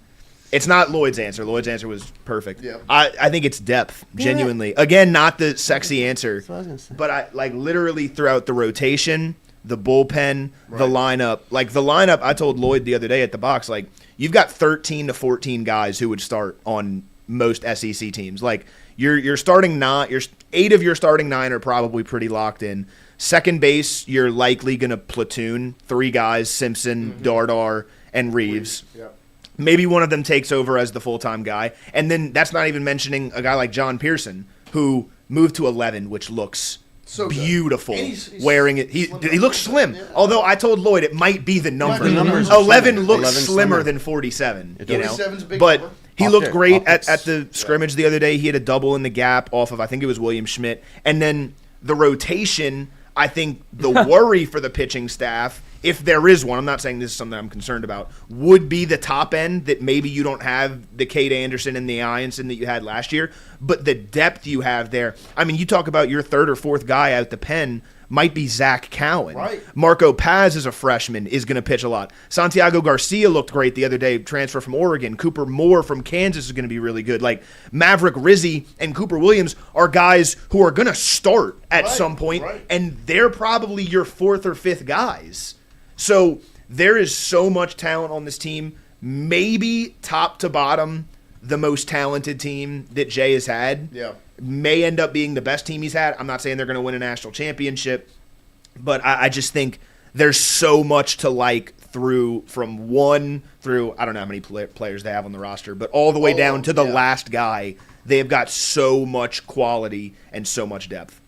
Yeah, I mean, to build on that, because that was kind of what I was going to say, is like on paper, you don't have Cade and Ianson. You know, you don't necessarily have the perfect defense like we saw. You know, like you don't necessarily know where all the power is going to be coming from in the lineup. Like it's so we can't like say that those things are going to be improvements necessarily, but you're not worried about any of it. No, because he's got 4 choices to make with every decision. Yeah, and so that's the strength. And not to like take away from what Jay Johnson does, because he's the best coach in college baseball. But it is a little bit easier when you're talking about well, you can play one of 3 guys. They're all going to hit over 300 and give you 10 tanks. Right. There's not really a wrong he's going to figure out who the best guy is and play that guy in the right spots. But there's not a wrong answer. I agree. Really. And that's why I think both of 3 everyday guys. Both of these 100%. answers they go hand in hand, right? Yeah. He stacks the deck. He recruits elite talent. He goes to the portal. He gets the weapons, right? He fills his toy box. Mm-hmm. And then he is, like Lloyd said, he has the brain and the ability, and he's proven it time and time again to find what fits best in that moment with all these pieces he's brought in. So the depth he has that he's brought in, elite, and his ability to know when to use and when to push what button, elite. And so those two things together are why LSU baseball is what it is. That's the machine that Jay Johnson's built. My strength, shout out to John, I'm going to keep it. I can't believe they make him wear a suit. I know. I'm going to keep it simple. Funny seeing that. I'm going to go pitching. I think the pitching is going to be the strength of this team, and I know there is maybe some unknowns there because you don't know. All right, who's going to be the day 2 guy or the day 3 guy? Right? You can. Is it going to be Cooper Moore? Is it going to be right? And so I think Cooper Moore, right, will slide into one of those spots. I think Kason Evans right now is the shoe-in to be your Friday night guy, the way he's played. I think the depth in the bullpen, like Wyatt said, I think is very, very good. It's insane. Rizzy, Sheeran, go down the list of these. Just all guys who throw 100. Right, and when you have, like, Eads came in yesterday and said, there's not a lot. It's a lot more hits than strikeouts, right? And I think a lot of people can be like, whoa, I would like, I'd like to see more strikeouts. I still think the pitching.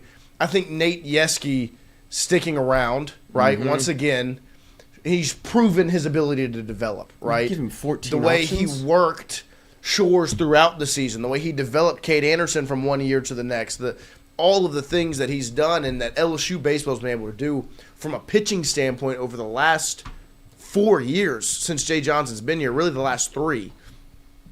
I think once again the pitching on this team is going to be the strength. I think, and that's not a slight to them offensively, right? I think they're going to be good. I think they have all the talent in the world offensively, but I think pitching-wise, there are some question marks, but I think on the same token as what y'all have said, the trust in this coaching staff, you cannot you cannot underrate how big of a deal it is. He's diddling. Look at him. He's so proud of himself. Looks like what happened? Joker. To keep your coaching staff, to keep Nate Yeskie again, the job he's already done. I think he's built up the stock, and I think pitching is going to be the strength. I think it might not look perfect straight up right away. Right. But once again, this guy is a fucking stud. He is. It's like fine wine. I think they're gonna continue to develop and optimize the bullpen. They're gonna develop over the season. They're gonna put the right guys in the right spots like they always have. And pitching, once again, LSU will continue to be the pitching powerhouse that it has been. You don't take a guy like Anderson, who was like a promising lefty middle reliever the season before, and Ianson, who was a good transfer portal prospect, right, and turn them into the 3 best pitchers in the fucking country, without really knowing what you're doing. And there are 14 guys. There are certainly 2 that are going to step up, and probably a lot more than that. Yeah. So no, I think they've got the pieces. They added key pieces out of the portal. It'll be horny. Garcia, Moore, I think are going to be very good. And then you've got that freshman class last year, pitching wise. I think the jump they make is going to be so massive important, and there's no reason to me to not expect it because that's who Yeskie's been, like you said. And I think when you've got Rizzy, Williams, Schmidt, Evans, somebody's taking this. Those 4 sophomores, after a season of experience, an off season of working, and what it could become now, along with Paz that they've added as a freshman, right? I just think they've got so many pieces, and they've got they've built the stock and the trust. I think pitching. Who do we think? I think LSU's becoming a pitching powerhouse, which is crazy when your head coach has always been known as what? He's been he's an offensive guy. He helps optimize your swing and make it, you score points, right? I remember his first season here. It was like, he's sacrificing defense for offense, right? He's got these guys out there that might make errors, right? Jacob Berry and Jordan Thompson and those pieces that they might not be very good defensively, but they can swing the bat. Now you're seeing LSU's turning into like pitching heaven, right? Yeah. They just keep cranking out it's not only factory starting money. pitching, but throughout the bullpen, whether it's a Griffin Herring and a Riley Cooper to last season where you had Evans and Cowan who are back. It's just Chase Shore. I could talk about it all day. Does Cowan close again, or do we? I don't know. I think that's the interesting part. Is you have so many guys that can fit. So because now you have Guidry back, I think it's more situational who can be a closing. stopper, right? You have Cowan who can be a stopper. You've got Rizzi and Williams who can extend through the bullpen. Then you've got a freshman like Paz who can come in. You've got Sheeran. We haven't even got to see pitch yet. Grant right? Fontenot comes Right, back, and they talk about him throwing 100 in the Cape Cod. So, like, to add to your point about, like, it might not be super pretty at the start, I think where you have, like, a question mark is in, like, the starters, your 3 weekend guys. And not that I'm concerned about them. Case and Evans had, I think it was 19, he only had 5 starts last year. Right. We all think Case and Evans is going to be amazing, but it is relatively unknown. Like, we haven't seen him start an entire season. William Schmidt didn't start a ton of games last year, and if he did, they were midweek games. So that's another question mark. Cooper Moore, how does he transfer over from the Big 12 to the SEC? The bullpen, though, I think you're going to see the bullpen be phenomenal from day one, and I don't think that's going to change. They are so deep throughout the bullpen, it's insane. Even if your starters aren't firing right away, you can put in guys in the 4th. Yes.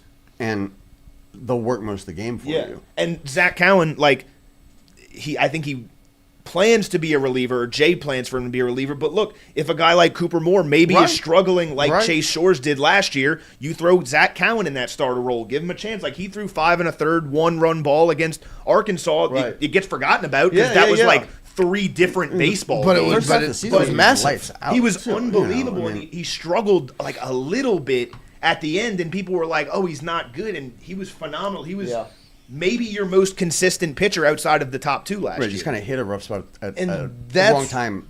Optimally. When you were fighting for a national seed. Yeah, and that's why there is so much pressure, and it's crazy because I talk about the pitching and the depth and all these pieces. There's so much pressure on one guy. And William Schmidt. It's William Schmidt. So many people, and of course, and why wouldn't they have? You've circled William Schmidt. You saw what happened with Cade Anderson. William Schmidt should have been a professional baseball player. Comes to LSU instead. You saw the flashes, and when you talk, like, to your point of the weekend rotation, you would, if your season is to go the way you expect, you would think William Schmidt has grabbed a hold of one of those weekend spots and has taken that jump to the next level. And I've literally said it since like July after the last season ended. It was like so much of this season, and not that I don't think they can win in other ways or there other people can't step up. I say when you look at it right now on paper, you're just looking at, you're trying to make sense of it. It's like for them to go back to back, to be as successful as you expect. It helps It's a lot. William Hinges Schmidt. on him a It's lot. William Schmidt. a Like linchpin. he's got to make that jump because you would expect Casey Evans to still be just as good as he was, if not better, right? But like you said, 5 starts. He wasn't even brought here to be a starter. It just ended up happening when they needed it. Right. William Schmidt was put in the position to start games. Yeah. Right. He's got he was 9-0 last year, 7-0. 7-0. Right. He was put in the position. He started midweek games, and that's who he's supposed to be. Yeah. And so now it's like, okay, now he's supposed to make that jump. Yeah. And so it sucks because you don't want it to all hinge on one player. Be like, if it doesn't happen, they can't win, because that's not true. That's not the case. Even if he doesn't take that leap, that doesn't mean they can't win. But it is so key and vital for them to have the success they want for him to make that jump. I think this is where the depth pays off in a twofold way, right? Number one is, like there are these expectations for him, right? Of course. But there are other options there. You know what I mean? So it's not it's not like he's going to feel all of the pressure that I have And to. it pushes be that him. guy. He has to that's compete. the other thing. Yeah. The other side of it is if you want to step up and be the guy, you got to beat out all these other dudes. So yeah, but so it's not all on you. But yeah, if you want it, you do have to go and take it. Right. I think that's a good kind of dual mentality to kind of put these players in if you need them to develop, right? And for what William Schmidt does and what he was brought here to do and what his kind of career hinges on is he is a starting pitcher. Yeah. So he's battling for 3 spots. Like you've seen him come out the pen in situations that doesn't. Some guys are just built to be starters, and he started his entire life, and that's just something that now he's competing for 3 spots, and you have depth everywhere that you will be able to. He won't have to ride out into the 5th with 6 walks. You're like, figure it out. Like you won't have to because of the depth that you have, but you have to treat him as a starter, and that's what he is competing to do. Because if he does figure it out, and LSU. The thing that's great about having Jay Johnson and his ability to win in a multitude of ways, but you are conditioned to think about the last thing you just saw, so you're looking for, well, if you have 2 starters, it makes it very easy. Yes. You're taking 2 of 3, you would think every weekend as your mindset, your goal. If you can go, Casey Evans is who you think he is. And I'm with you on that. I'm not all the way like, he has to be your Friday night guy. Right. Like you saw them try to do that last year. Sometimes it doesn't work out, and you're more comfortable. He threw, 52 innings last year, and it wasn't out as a starter. Yeah. Like 2 years ago, it didn't quite work all the way out, right? No, you had Gage jump. That's my thing with William Schmidt is in the 4 years with Jay Johnson, you've never had a clear third starter. Right, ever. Like, I take out year 1 because you really didn't even have a first starter. Mike But, Day, like, maybe. year 2, Grant Taylor and Chase Shores get hurt. You go back and forth between Thatcher Hurd, and you give, like, a bunch of bullpen. Typhoid. Javen Coleman. And then, year 3 in 2024, it was Holman and Jump, who were great. And then you didn't really have a third guy because Thatcher Hurd, again, couldn't figure it out. You went back to bullpen games. And then last year, Chase Shores started out slow. You took him and put him on the, on the bench for a little while, and then brought him back out the bullpen. And then it went to Case and Evans, or maybe if he closed out It was game Schmidt. 2, Connor Ware started a game like a bullpen Zach game. Cowan. So, yeah, I think that's the biggest thing for Schmidt is if you can have your 3 starters set, and you have a Sunday guy that you're like, this guy can fucking shut down any SEC team, that's something that Jay Johnson hasn't had in 4 years. And he's won 2 national championships already without it. And in fairness, nobody usually does. Right. Yeah. I got 3 aces. The way that we right. the way that we wore down teams in the 2 championship seasons was because they typically kind of ran out of pitching at some point. Like they just didn't have enough arms to throw up against the guys that we were throwing for 8-9 innings and the hitting that we had. Yes, I mean your regular baseball team doesn't have the luxury of like, we have 3 guys we can play. Like that was last year, was where you were like, you got to figure out the third starter. It's like nobody has a third starter. But this year there are multiple it's such options. You really could have several guys that could be. You could have 4. This year, and you might see all 4 of them in the third game. Right, and that's massive in Omaha. Yeah, and when you look at, like Lloyd said, I mean, the way you win games, right? You want to steal 2 out of 3 each, like that series. That's how LSU's won national championships, right? Especially if you we'll just look at last season. There was not a team in the country more conditioned and in a better place to win 2 out of 3 than LSU because of starting pitching, because of Cade Anderson, Anthony Eisen. You were set with 2 out of 3, and when you get to the postseason, that's what you need, and then you need the occasional performance from a Case Evans and Zach Cohen, because ultimately at some point you will have a Little Rock where you've got a, your regional, you're going to have to win 3, right? It's not always 2. That regional, you're going to have to win 3. When you first get to Omaha, you got to win 3. Sometimes more. And so it's going to be very interesting to watch. And I think they have the ability, they have the pieces to get those starting spots solidified, and they have the depth to fill everything else pitching-wise, which is why I think the strength is pitching. It will be interesting to see, and we'll talk about it over the next 2 weeks, of course, offensively what they look like, because I do think there are a lot of expectations. But who is the most dangerous hitter on the team? When you look at it, right? And that's most upside. I love that because you've always you've been able, when you look back at these Jay Johnson's teams, he's always had his most dangerous hitter, right? He said he was the best player in the fall. Yeah, I'm not surprised. Yeah. He has the most upside. He's in the position. It's either I agree. Aaron Beatty to make the biggest jump, because your most dangerous hitter is Curiel. Of course. Which is why I think you've seen the Stanny lead off Curiel right, and I'm not sure that I mean, obviously you saw Curiel lead off all of last year, but with the addition of the weight that he's put on, the potential for power, right, and his ability to still stay patient at the plate and draw walks, foul off pitches, and battle. Yes. I don't know if you go like the Dylan Cruz route, where Right. you keep him in the one hole because he's just such a competitive at bat. Then you start off literally with an advantage where Yes. it's you could go 3-2.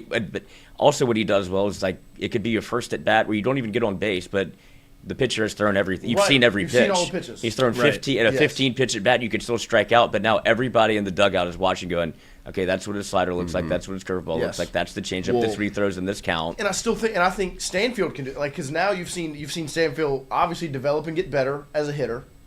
I mean, who's to say he can't do that again? Yeah. Oh yeah, for You know sure. what I mean? That's Like, why he came back. right? And that's why. And you, I think and funny enough, I think Stephen Milam could very well be one of the most dangerous offensive people. And as sure. good as he is defensively, that would be my pick. As you saw the flashes as a freshman, right?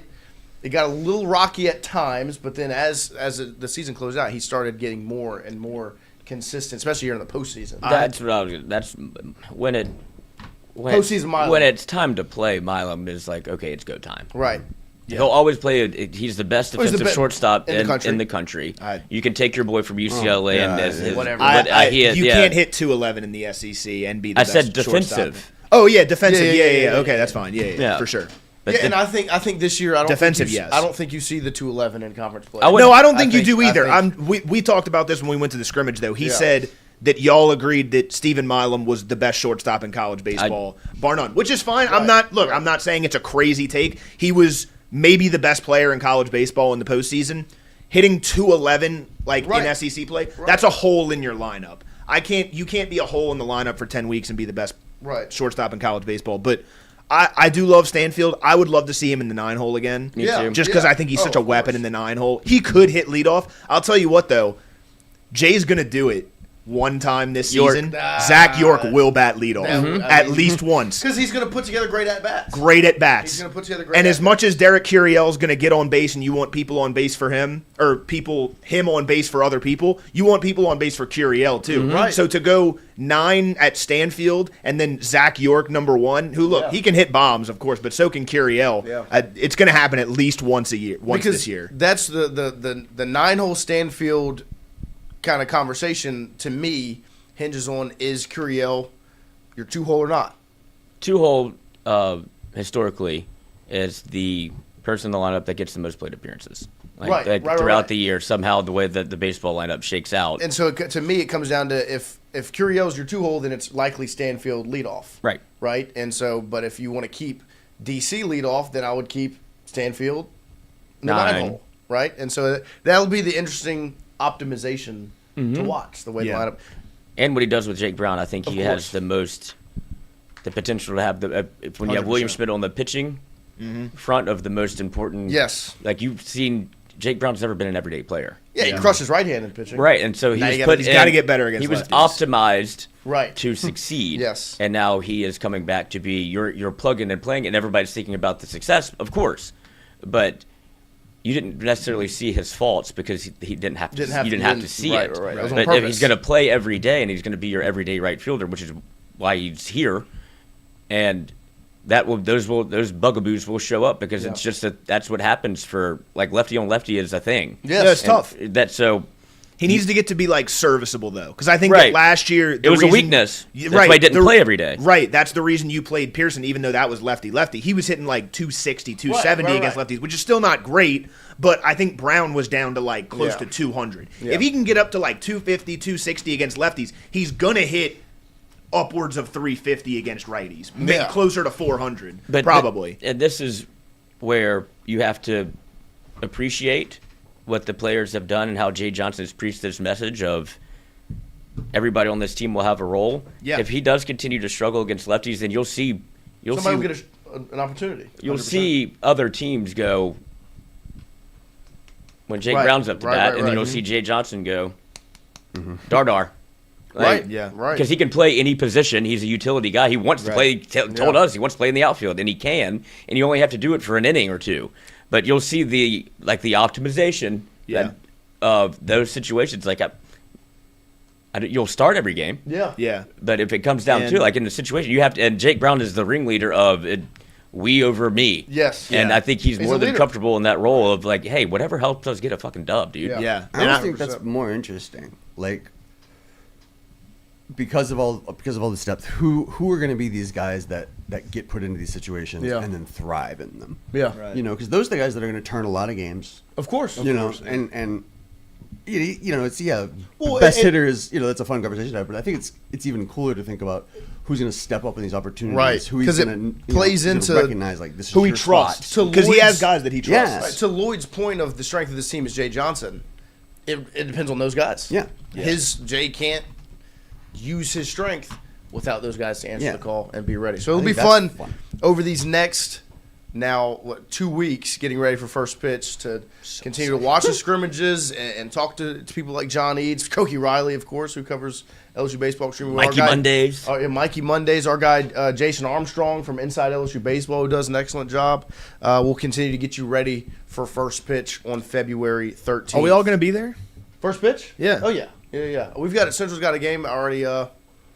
No freshman game. I've got places I got to be. We got to make sure they're there. Our basketball boys need to be at the baseball because they're LSU Athletics fans. We're gonna make sure Jason and Charles get in that Alec box for opening pitch. It's gonna be fun. First pitch is going to be a sweet season. First pitch is gonna be exciting, and we better see all of you there. Can we get our as shirts well. back up again? Mm-hmm. Yeah, for sure. But we're gonna close out this morning. We're gonna go 13 for 13, as tomorrow will be 13 days away from first pitch. Wow. So great segue. Thank you very much. That's why you're perfect sitting in the math. lead chair right there. I That's why he appreciate does it. I appreciate Really good it. math. So I pride myself on. I'll let y'all do all the information and you do that thing, and then I'll just segue us. back Listen, and you're forth. the John Stockton of this whole thing. I appreciate you it. facilitate it. Yeah. None of this is possible. Who's without Karl you. Malone though? What, you want to be Karl Malone? Yeah, you could be Karl Malone, dog. I'll be Havlicek. I'd rather be fucking Brian Russell. I'll be Jeff Hornacek. I'm Hornacek. Man, my personal life is fucked up. Yeah. Get your flip phone out. Mailman. Karl Malone had a little bit too much horny sex. Hunting little Mexican girls. Isn't that what he said to Kobe's wife? Yep. Segue. See, I'm Yes, getting there. it's I segue. learned from the best. That's why he has a flip phone. Can't track. Fonz, my lineup: Stanny, DC. Let's see, DC. Oh, Derek. Yeah. Derek okay. Carrillo, and he's got DH, Dardar, York, Caraway, Milam, Aaron Beatty, Brown, Simpson. I think Brown will be higher just based off the Dardar- fact that Dardar's I think the DH. they're gonna want to. Jay is gonna want to have a really good right-handed hitter behind Jake Brown, because to then your point, say you can throw in a fucking lefty. Right, you can even strike out Jake Brown, but the guy behind him is going to fucking rake left-handed pitching. Right. And then you're either going to have to live with that matchup or you're going to have to bring in another pitcher and only waste that guy for one out, you know? There's a real potential for a very lefty-laden lineup. There is. Yeah, lefty-laden You've got a lineup. lot of lefties. A lot. Yeah, you do. Of talent, not Who just doesn't like a lefties, lefty-laden lineup Talented lefties. late in the week? Hey, I'm a lefty. Freak. Pussy. They really are. It is funny. It's becoming more. I've realized coaching basketball. I guess it's something with the time of like you just no lefties. Like you can't. You need to learn. You need to shoot right-handed. Everyone's Right. right-handed. I'll need hit to you be with a ruler. if Right, you right, lose right. Now on the freshman team, like majority of our team is left-handed. Seriously? Like it's That's crazy. You guys are like multiplying. It's just there's lefties everywhere. Like when I was in, there's one other lefty on the team. Yeah, we didn't have any on Yeah. my high school team. But then like Well, now it's just I remember. Everybody's I remember left-handed. Sick little freak. James Harden. Shout out to you. Made it. He's in. No, Bulls. it's big. I think it's because parents of the people that are having kids now are forcing their children to be left-handed. Yeah. Because they want a unique snowflake baby. The pendulum is swinging. Mm-hmm. And so now they're procreating Welcome. lefties. Yeah. They say this is. It used to be if you had a left-handed kid, you'd be like, no, you fucking do everything. Right, with your right, hand. right. That's what I'm Now it's saying. kind of swinging to where like this people is see like Jackson with 3 X's. And he's Well, left-handed. especially like baseball. Like they're like baseball is the big one. Yeah. need Oh, to be- switch you hit that need- boy. Let's switch hit that boy. Well, not even switch it. You just you need to be left-handed. Just be left-handed. Yeah. I was a switch hitter. Well, you want to be a switch hitter. And You want to of hit. You course. want to be able to bat left-handed and play it's right-handed. dying though. Right. I read an article the other day. It's dying because baseball coaches are finding it's way more effective to just be really good at one side of the plate because it's so difficult to be to master both sides of the plate. It's literally double all of the reps. Well, and these MLB players are taking so many swings every single day. It's difficult to do. The fact that being a switch hitter is normalized is insane. Crazy. It's that's insane. It's Like, a it's like, bizarre skill to have. I actually think it's easier to be a switch pitcher. Oh, I don't know about that. Like being a switch hitter seems so much more difficult. Right. Am I wrong? Because hitting, you're gonna fail more often than you succeed. So to do that seems so counterintuitive, rather than a switch pitcher. Yeah, but the kinetic chain of throwing, it becomes so ingrained in you one way with one arm. I can't. And but so, I think it's the same. But it's not. Yeah, same way you could. with hitting, No, right? I think But to be effective, like you could. So, the only real answer I have to this is somebody that's probably the most athletic person we all know. Oh, thanks, man. Is Jared Mitchell. And he can throw like 80 with both hands. That's crazy. That is crazy. And yeah. obviously higher with one, but he's like, you wouldn't be able to tell the difference. Right. Yeah. And he said, so I asked him if he could switch it. He's like, it's the most. I don't do it because it's the oddest feeling. He's like, what, being unathletic? He's like, yeah, that feels awful. Yeah. Because he's never been bad at anything, and Right, he's like, right. I'm surprised I couldn't do it. Did it once, not trying that again because it's so foreign. But I mean, to be able to throw that way is insane to me. When you're hitting, the pitcher dictates everything to you. Like, you've got to have plate discipline. You have to recognize the pitch. You have to slow down your swing if it's a curveball. As a pitcher, it just seems so much easier to say, I'm going to throw this from this side. Whereas as a switch hitter, like, you have everything dictated towards you. You have to be reactive and you twice have with to both be sides of it. reactive from both sides of the plate. Whereas a pitch, I don't know. That's an Well, I think interesting conversation. if you had picked one or the other, like early on, it's like, oh, he's a switch pitcher, but they couldn't do it because, like, what are you gonna do about the glove? And then they so it's like, I with guess the that's bat, true. it doesn't matter. You can Right, swing right. with It's either universal. end. Yeah, exactly. It's true. And so it doesn't make sense. But then it became you have the reversible glove, so you'll probably see more of these ambidextrous people. I think it's Well, definitely- and like when and this is basketball, but when I had a teammate in middle school who could shoot with both hands. Now there's not really a benefit to it, I guess. Not that much of an advantage, right? But it was so cool, and he was like pretty decent. But like he ended up fading out of the program as a sophomore because he was just like okay doing both. when they made him switch to just one hand. He was just decent, right? Couldn't shoot anymore because his whole life he was shooting. But like so, then when it came down to okay, just shoot right-handed, it was like You took a special he's thing not, away, and you then- know what I mean? Like he's not that good of a It's just shooter. anymore. it's just however I catch it, I'm going Right. to shoot with that. Right. Yeah. Have you seen the switch tennis player? Yeah, I did see that. That's a fucking hack. That's crazy. Yeah. Like mean, that, I he doesn't I don't have have to. I don't have to backhand No, anymore. he Yeah, just puts it's in all the other forehand. hand. which That is is crazy. unbelievable. Because I mean, it's just you're trying to That's force crazy. You're That trying to one force him makes my into a brain hurt, backhand, yeah. so you haven't can played tennis as a little like the whole kid. strategy of what you're doing on that side of the court is now gone. It's good for old because you're gonna smash. A You forehand only have backhand the regardless. advantage. Yeah, and some people like It's do have like a very good backhand, Right, And right, other right. people, but it takes away a weakness. But like if my backhand is not the best, they're gonna hit it to your back. Well, now it's my forehand again. very rarely is your backhand the fastest. Or- It's your forehand. Right, it's like a pitcher that is Right. an off-speed pitcher. It's like, Yeah. oh, you're gonna like slow play me to death. Yeah. and you're gonna have to make the mistake. Which Yeah. now I'm just power both ways. Yeah, it's crazy. But if you have a kid, Tennis make him a is cool. I wish switch more tennis. than 4 people were good at tennis. I love tennis. It would make it a lot more entertaining. if I liked it wasn't back in the just, day. like, I was a set big. in I stone. loved Nadal. Nadal. He picked his He ass just too quit. much. I know, but it was like when him and Federer were in their prime. God. But even then, Before, it like, was because like Djokovic two went on dudes his run. won Well, everything. Djokovic came in when they were on the decline. They He were, just ran yeah, through 'em I for know, a decade. yeah. But like when it was Federer and Nadal in like every single final, Yeah. that's when I liked watching. And when it was Venus and Serena, Of course. in the women's, that was when I like was I here enjoyed for watching Serena. tennis. No, Andy Roddick. I was a Andy I was a Roddick. Murray Andy Murray. guy. I was a Murray Really? guy. I just it was the emotion. Yeah, I don't like It was that the either. I emotion, hated the Andy heart. Murray. I didn't I like have him a friend. either. I have a friend who looks like Andy Murray if he Ugly had as leukemia. sin. Well, Oh. I'm not picking. And my we've never let him live that down. attractive. He's still just He just looks like a very whiner. sick Andy I like Murray. Nadal because I like the headband. The headband He was was cool. before, Have you and seen- everyone wears that headband now. Have and you all- seen always him a- without it?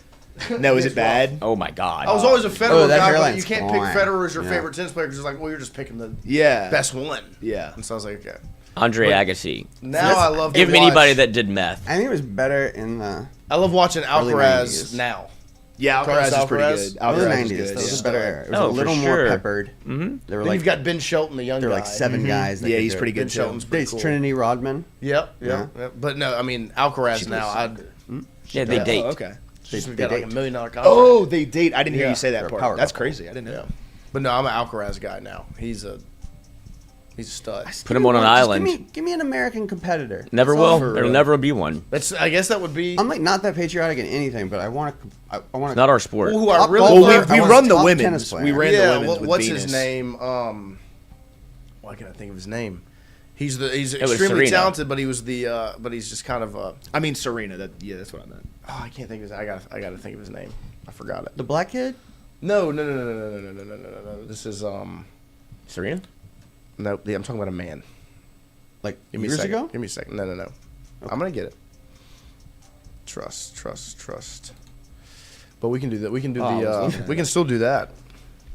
I was finally transitioning Still do to the connections. Yeah, you can connect now. Let's connect.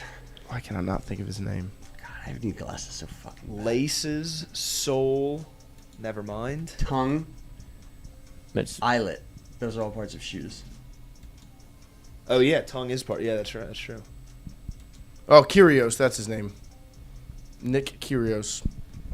Oh, there's a G in there, isn't it? Yeah, Yeah. Okay, I've seen. Yeah. Kyrgios. Didn't work out so good. He couldn't get out of his own way. Woolen is a. Yeah, Impact and I don't know the last one. Shout out. Oh. that's not what I was thinking it was. No, you Fucking weren't. goggles. MLS out of here, dude. No one cares. Boots. Could it be like Oh. breeches and- Barner, Walker, Woolen, Yeah. These are all Seahawks, defensive and players. Love. Yeah, Seahawks. Wait, who's Love? I don't know Love though. Seattle Seahawks? You've There you never go. known love. That's true. Well, I was thinking of Jordan Love. No, I mean I haven't. Not until recently. Thanks. Well, your first sounded like love. No, that was not Love. Oh! She loved some things. Adventure. She was quite adventurous. I hope she's doing well. Woods, he's sick fucking. Almost dangerously adventurous. For herself, it sounds like. Just had to open up your mind. She opened up some And your things. heart. Mm-hmm. Yeah. God, why is it hot? Ah! Emily Ew. Blunt. Holy shit. That was fast. It scares me every time that you get one so off good. the bat like so quickly. So good. Yeah. It's such a weird skin. I mean, And it's, it is it's her. Emily It's her Blunt, face. like- How did you not? I mean, I've never seen Emily Blunt with a fucking beard. 3 seconds. Like, I don't think getting the Yeah. face to me is never impressive. It's when you get the. No, yeah, the face the is rest of the easier. It's human. still like you're so quick with it. Like I appreciate it. I don't know who the gentleman is. So, do you though. think you could have sex with a man if you just envisioned a girl's face on top of it? No. No, it'd have to be there. I could probably do it without doing that. There you go. I'll play. No, I'll play it. I'm kidding. Guys, I'm kidding. I'm kidding. I don't know. Been who a that lot of guy rumors is. being spread. See, I can't. Does he have a mustache and they took it out? Because I'm just getting like Fred Durst vibes with like. the Chef chin said strap. Sam Rockwell, I don't know who that is. but I don't think his. I don't I think his face is that long. I don't think the hair. Who is would wear Sam an all Rockwell. black suit? That's like what I that? was thinking. Yeah. The beard, but the hair's not. I was thinking Keanu Reeves, but the hair is not Keanu Reeves. It wouldn't be. They wouldn't put the couple together, and it's John Krakowski. No, it's No, not. that's not John Krasinski. No, Krasinski. His beard's fuller I than just didn't know if that. they were gimmicking it. You know. It could be Sam Rockwell. I'm covering up the Sam Rockwell face. did Who is pop into Sam my- Rockwell? It did pop into my head. He's the. He was. He's a character. I He think he was an Iron Man. He tried to do the. He tried to build the Iron Man suit. He was a Hammer Industries. Oh, yeah. That's Sam Tony Rockwell. Stark built this in a cave. Sam Rockwell? It was Sam Rockwell. That's not Sam Rockwell. That's not He's him? No, he's That's the second That one. was the bald guy. This Sam Rockwell was like Hammer Industries. He was the. Oh, other- he was Justin Hammer? Yeah, yeah. Oh, okay, yeah. I know Justin Hammer. Yeah, Justin Great, Hammer. great Derek Anderson. name for what we were talking No, about no, earlier. no. No, it is Derek Anderson. That's the most recent one. Yeah, that's a stat. Wow. I see that stat like once a week on. Pro Bowl? He was good Yeah. that I year. just could have swore there was one Good. more recent than that. He was.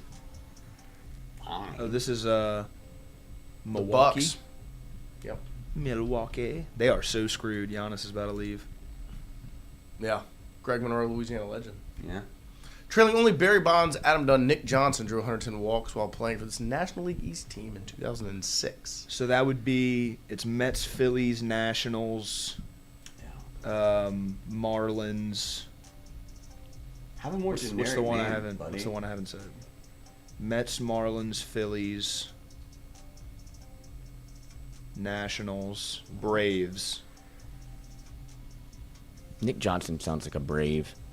Really? But the first thing that popped into my mind was the Mets.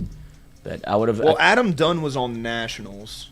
So did they really have both? Probably not. That's what I. So I would. I don't know. Adam though. Dunn was on the He was Reds. on the Reds. He was on the Nationals. He didn't play for the Nationals. I want to say he played for the He Nationals. did, at but some not point. in 2006. He Oh, was a see, I Red. wasn't. I was a fetus in 2006. Yeah, we fucking know. I didn't watch baseball, so can't really help. I don't respect walks. So. You should. Never mind. Just.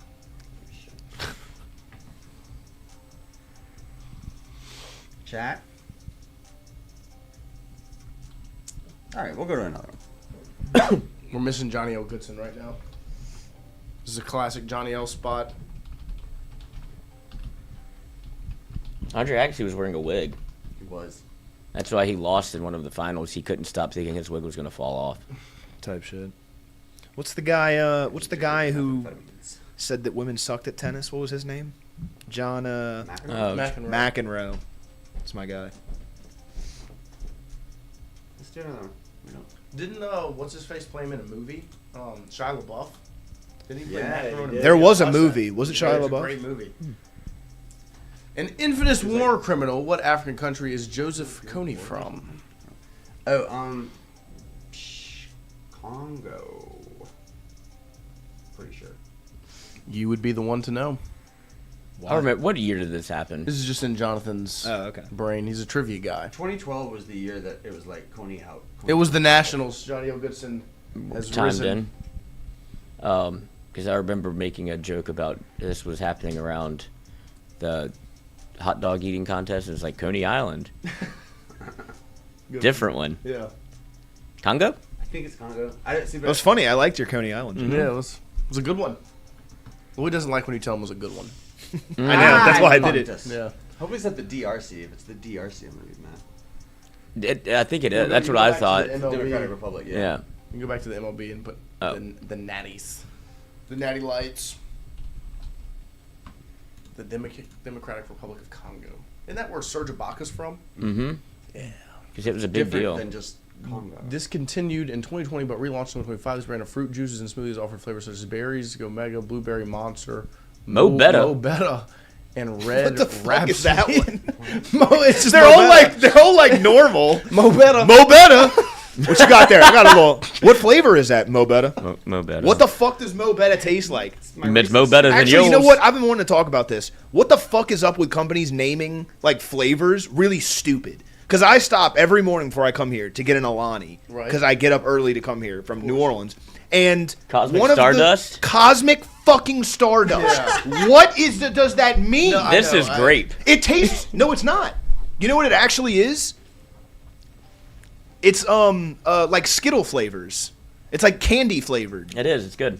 No, it's very good, but It's why just the the fuck names. is it named Right, Cosmic right. Stardust? Yeah, What let does them that learn. mean? It's with the nail paint industry. It's like my favorite was my favorite one is the they do it the Halloween one. It's the green apple one. That's fine. I know what green apple but tastes it's not like. called green apple. Yeah. Oh, what is it It's called? called the Witch's Brew. Bullshit. Like, what are we doing? Just let me know what I'm drinking. Why? Just let me know. Like, I'm fine with you making it cute, you know, the blueberry breeze or Right, whatever, right. like the cherry slug, whatever. Yeah, like, yeah. But I need to know what it tastes like. Sorry. Mo I had Betta. to go on my rant. Mo Betta. Yeah. What is the brand of Something's smoothie? What's pissed the me off. smoothie brand? I And mean, fruit I know you juices. have The only fruit the juice, naked smoothie. That's the only one I know, but it's probably not. but it never got. Naked never got discontinued. Discontinued. Yeah. I don't know what was discontinued. We'll go to the next question. This reality show. Cavallari. followed- Yeah, but what's the name of the show? Oh. No, Because it's the name of the show, not the name of the woman. Oh. That says this. It's Kristen Cavallari, but that's very Is it very Cavallari. That Cavallari? honestly might be it. Yeah, but I he don't wouldn't know. care. Wait, this. Wait, yeah, what? Show followed it. They're gonna. Oh yeah. We already lost, so I mean, Yeah, but we do get a double dip. nah, it's cheating. Good. Lovely. Movies. A hidden sniper caller. Has This is called Phone Booth. It all takes place in a phone booth. Mm-hmm. After being part of the hip hop collective, the Diplomats, this rapper had hits in 2000 with "We Fly High." Chameleon, no. Up champagne like you. Birdman. The Diplomats, was that Dipset? Is that the same? Jim Jones. Right. Jimmy Eat World. This is the same me. I trust you. Nice. Beverages. We need a smoothie. I was here. listening to the Wiggles back then. Fruit. Naked juice? It's not salad. naked. It just can't be naked because It's not naked. It's definitely not naked. That's just the only fruit juice I can think of. I'm trying to think of like a fruit juice or a... Just type in juice. See what pops up. Juicy juice. Juicy juice. I just can't think of it. Oh, smoothie. Mo Betta. Could you go get him? Where would I drink a Mo Betta at? Fucking, I don't know. Mo Betta. I don't think you would drink a Mo Betta. That's what I would. It's got to be the best flavor up there. You know this? I thought it was Smoothie King. They were never discontinued. He goes, and it's the worst guess I've ever I heard thought they in my did life. shut down. Oh, that was PJ's Coffee shut down for a little bit and came back. Yeah, I actually, yeah. Ooh, Snapples are really good. But Snapple didn't do smoothies. That did they? Snapple doesn't seem like a Mo Betta though. You know what I Snapple mean? thought they were- Like, I don't Snapple think. thought they were cute No, for you. Snapple is for white And I don't think girls. Snapple ever got... It's not Mott's. It's not I actually Mott's. don't think Mott's that's never went smooth. I anywhere. don't I've been think drinking smoothies. apple juice since I came out the fucking womb. Mm-hmm. I Bad love for apple you. juice. Oh my God. I don't care, dude. Apple juice is delicious. I like apple juice more than orange juice. Snapple's the only one that really... Nuts. No, it's not. Apple juice is phenomenal. That's crazy. Grape juice is really good too. I'll rank my fucking juices You're out right juicing now. over here. A I am madman. Gogurt? We're gonna have to just guess because Just do Snapple. it's not. There's no way it's Snapple Yeah, it's though. not You can do Snapple. it. I'm just saying, like it's Snapple not. It's did not, get discontinued. it's not naked or It's not Snapple. Snapple definitely got discontinued. It's gonna be something Nature's I've never Twist? heard of. Sure, go for it. Who said that? It's got to be... I've never heard of that. Me neither. I don't know. Just whatever. Just type something in. G.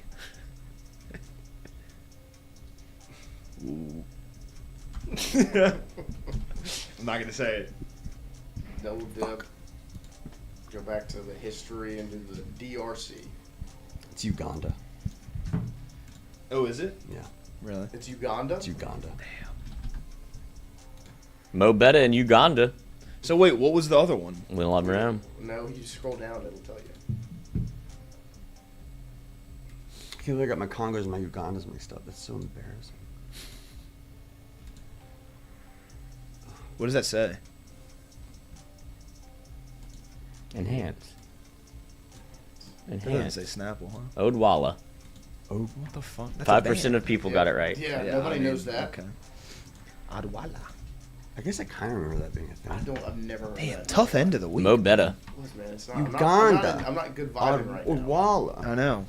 All of us kind of took Oh, I that. saw there's this game where it's a six-man lineup in the NBA, right? And it's kind of like that, and they give you a team, and you have to choose a player for a specific position, and there's a perfect lineup that you have to try to make, and it tells you if you were like 87%. I don't remember what it was called, but I saw it yesterday. I meant to send it to Lloyd. Wait, like perfect based on what?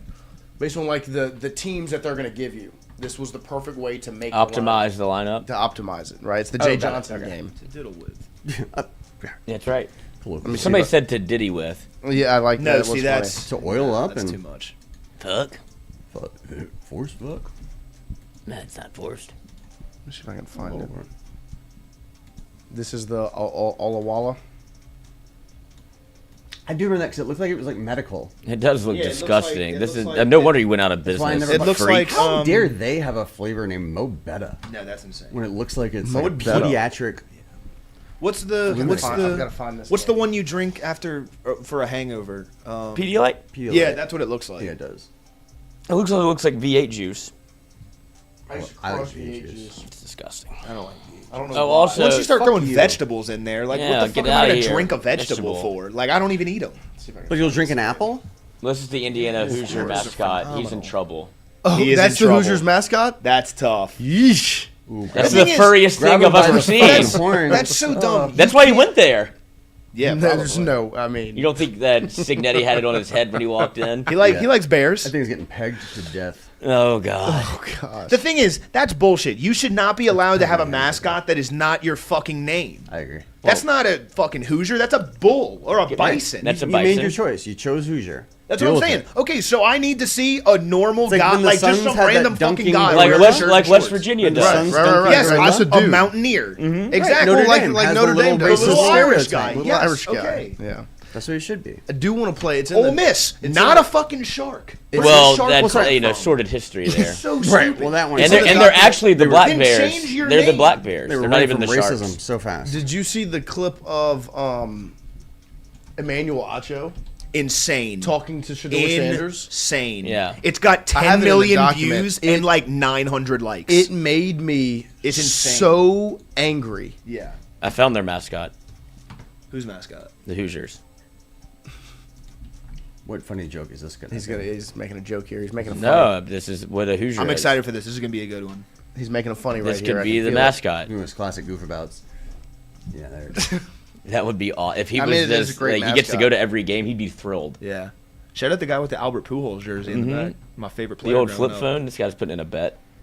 They want He's us to kinda play- they fucking want us to cut. play He's the, lying to his bookie about where he is. Mm-hmm. He's not kind of cut. What are you talking about? Sorry. He's kind of in great shape. Wow, perfect body. That's the perfect male form. Yeah. Looks like me. Why can I not find this game? All right, we'll find it off Well, I air. want to play the. Oh, found it. Almost, Lloyd. I'd So close. have to come back in an hour. Yeah, it's true. Yep. Just go get something to Let eat. me see if this works. Come back. Pick up Go my get buddy. you some. No, I'm not. Yeah, we had talking shit about- to do. I'm just saying, Lloyd. Go gotta get you. bring me Go home. get you. I'm gonna go get bring you some him home. Odwalla. I bring baby. It's home. Perry Pick'em. We'll play it tomorrow. Perry spelled. We need to end on good vibes. We sucked in the trivia. There's NFL, No, they have the NBA game mode on there, I believe. and there's only NFL. Do you guys want to do like a I'm sing-along? looking at it right now. Yeah, we can do a sing-along. Sing-along, We yeah, could. sure. Do we read Lane Kiffin's thing today, He like didn't we did post the one other today. day? Oh man, I do love a good sing-along. Very talented. What's your vocally. go-to? You are very Karaoke talented. Hosier. Take me to church. Take me to church.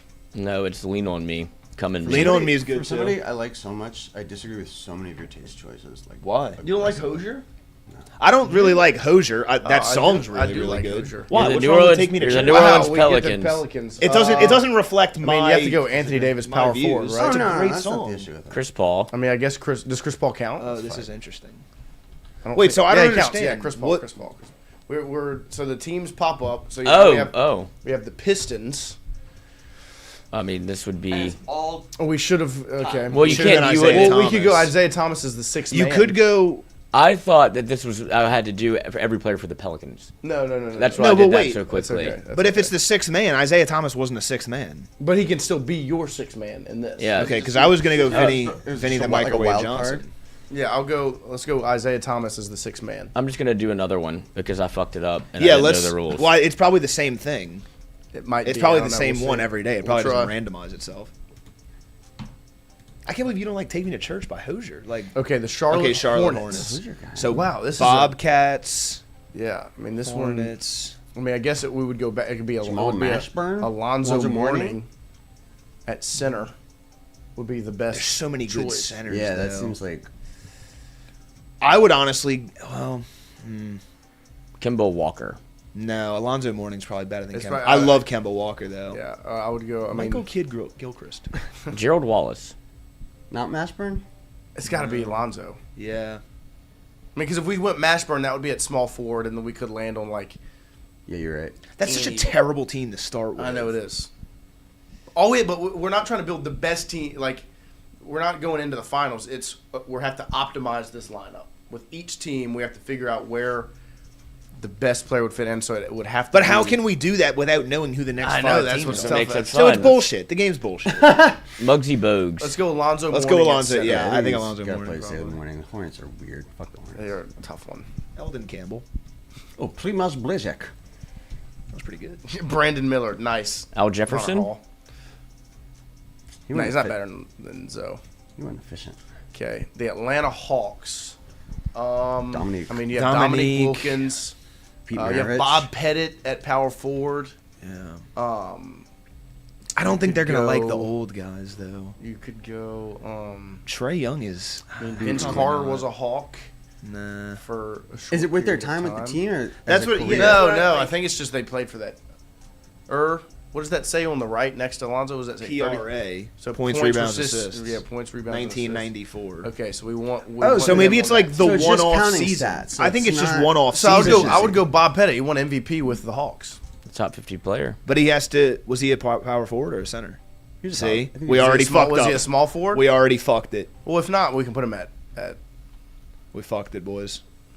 We can put him at 6-man. Dominique Wilkins is kind of a waste of shooting. But guard it or seems small forward, like right? it's points, rebounds, assists in a single season. And if that is the case, then it needs There he to be is. Oh. Bob Pettit. So we'll go 6-man Bob. Because Pettit. Bob Pettit put up like Yeah. 30, We can 40 put him a at game, 6-man. wasn't he? He was going crazy. I don't know. Did they put up numbers like that? Okay, I guess Bob Pettit doesn't exist to this game. Clint Capella. Okay, so then I think you go Trey Young. I think Really? you go Because Trey Dominique Young's Wilkins. best. No, because Trey Young's best season, he was putting up like 30 and. Can we and go Trey Young 5-8 6-man? assists. Yeah. Nope. It's delete AE. the E. It's AE. There he is. Trey Young 6-man. Let's try it. Let's go to me. See, 43.2 And then Oklahoma points, City rebounds, Thunder. assists. Do we go Shea point guard or shooting guard or No, it's got to be Kevin Durant small forward? No, it's No, it's got to be Russell Westbrook. Russell Westbrook point guard. It's point, Oh rebounds, yeah, and yeah, yeah, yeah, assists. yeah. I mean, he's gonna be He had a triple double. Russell Westbrook. Yeah. Look at that. We're on the same page. There we go. Rockets. James Harden shooting guard. 53. Courtney.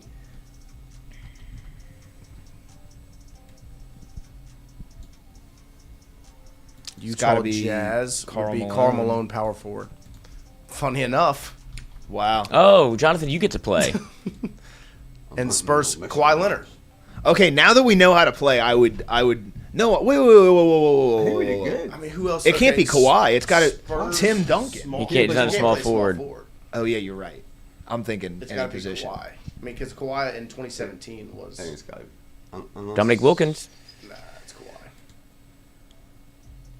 Okay, so we got 3 of them So right. we got 3 of them So right. what would the other ones? Who had more? Does it tell us like Wow. anywhere else on the screen? Is I there thought like we a- were going to win for a second. Okay, I think we need to try it one more time. So we now got actually we know got what need we to got do. 90. We were in a league 90. score. That's pretty good.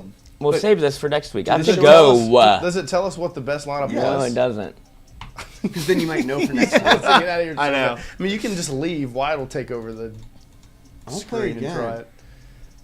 That was fun. Let's play again. One more.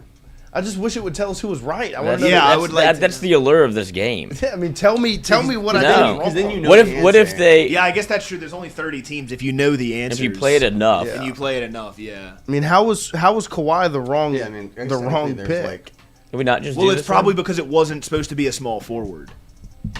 What do you mean? Like we, Oh yeah, yeah. we He messed should have up been somewhere he along should the have been way. Power forward.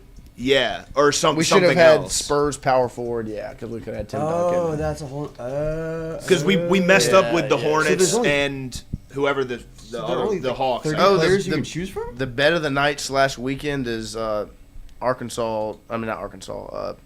South Carolina money line, men's basketball. They're playing LSU. Play LSU tomorrow at noon. Yeah, I don't have a lot of hope. We have been missing the best. Give me recently, so. Michigan over Michigan State tonight. I don't know what the spread is. But Okay, so I've got this Michigan has over got to Michigan be State. So the Magic. Okay, we Shaq. can go Shaq or Dwight Howard. Dwight, Penny. Penny. I don't think Penny was putting up numbers like that. It's got to be. I think it's Shaq. It's got to be Shaq, right? But was Because he scored a lot more. in Yeah, but blocks. I mean, like the thing with Shaq is When he was 30, I mean, 12. Dwight was 28 and 12 when he was though. in But Shaq Orlando. Yeah. Yeah. No, I know. I mean, He blocked, the 3 shots, 3.5 shots one season. the best Shaq was Lakers. in Los Angeles. And had like three. He didn't block as many shots. Oh, in LA. T-Mac. Tracy Oh, McGrady with the McGrady Magic just on was points. elite. But it's points, rebounds, assists. I still think it's yeah, Shaq. but he averaged 'cause- 35. Okay. No, I didn't. Yeah, I Okay, mean, if I he mean, did maybe- in one season, that's fine. Yeah. Because I mean, I do think. And I think it's. I mean, Shaq was also like running the floor. Yeah, he was putting up 4 assists, 3 blocks, 2 up. I think Yeah. overall, Right. but I don't know. Tracy McGrady's a good. T-Mac, Shaq. Nick- it has to be Shaq, right? We Nick can't- Anderson. We're an LSU show. We can't. But what if we not- get the Lakers? Right. Then, That's well, then do you go Kobe? No, the Lakers would be Will. Yeah, but then we've already taken center. Yeah, that's true. What do you want to do? We can't do based off what we think the next team's going to pop up. So it's got to be Shaq. We have to do Shaq. And it's just look at where we Who are. has ever put Mo Bamba in this game? Who has ever answered that for anything? Boston Celtics. I mean, it would be Larry Bird. Yeah. He was close to averaging triple doubles. Yeah. Yeah. But was Tatum not averaging 30 recently? Yeah. Brandon Bass, LSU lineup. But I mean, shoot. Because Larry Bird never averaged 25 in a season. Yeah, he did. No, I don't think he did. Or no. You know what? His did. career average was 24.6. That's what it is. He But I still think He definitely He averaged scored around 40 30. with his off hand. where he was scoring 26 plus, and he had. He is a small forward, which is What funny. about I think he had like 8 Isaiah rebounds and 5 Thomas? assists, right? Because Isaiah Thomas had that year where he averaged 28.9. 30 or 28. Yeah. That's tricky, man. Those aberrational years are tricky. Yeah, that's what this game is. Yeah. Because I'm trying to think of like every Yeah, because Celtic it's not team. going to be who the best player on the team was. No. Is Tatum a 'Cause you'd small pick forward Kevin or Durant. shooting guard? Right. Yeah, exactly. Is Tatum a small forward or shooting guard? He's in a small this? forward, technically, I think. I know in real life, but okay, they had him as a small forward. Okay. Because I'm always iffy about putting a small forward because you could land on There's one so many. of 3 teams. KG, I mean, yeah, you could go Kevin Garnett, Kevin No, McHale. I don't No, think it would no, be no. Kevin McHale. I feel it's either McHale did score I think a it's ton of Tatum points. or Bird. Tatum or Bird. I agree. So if we're gonna go small forward, I think we go Tatum.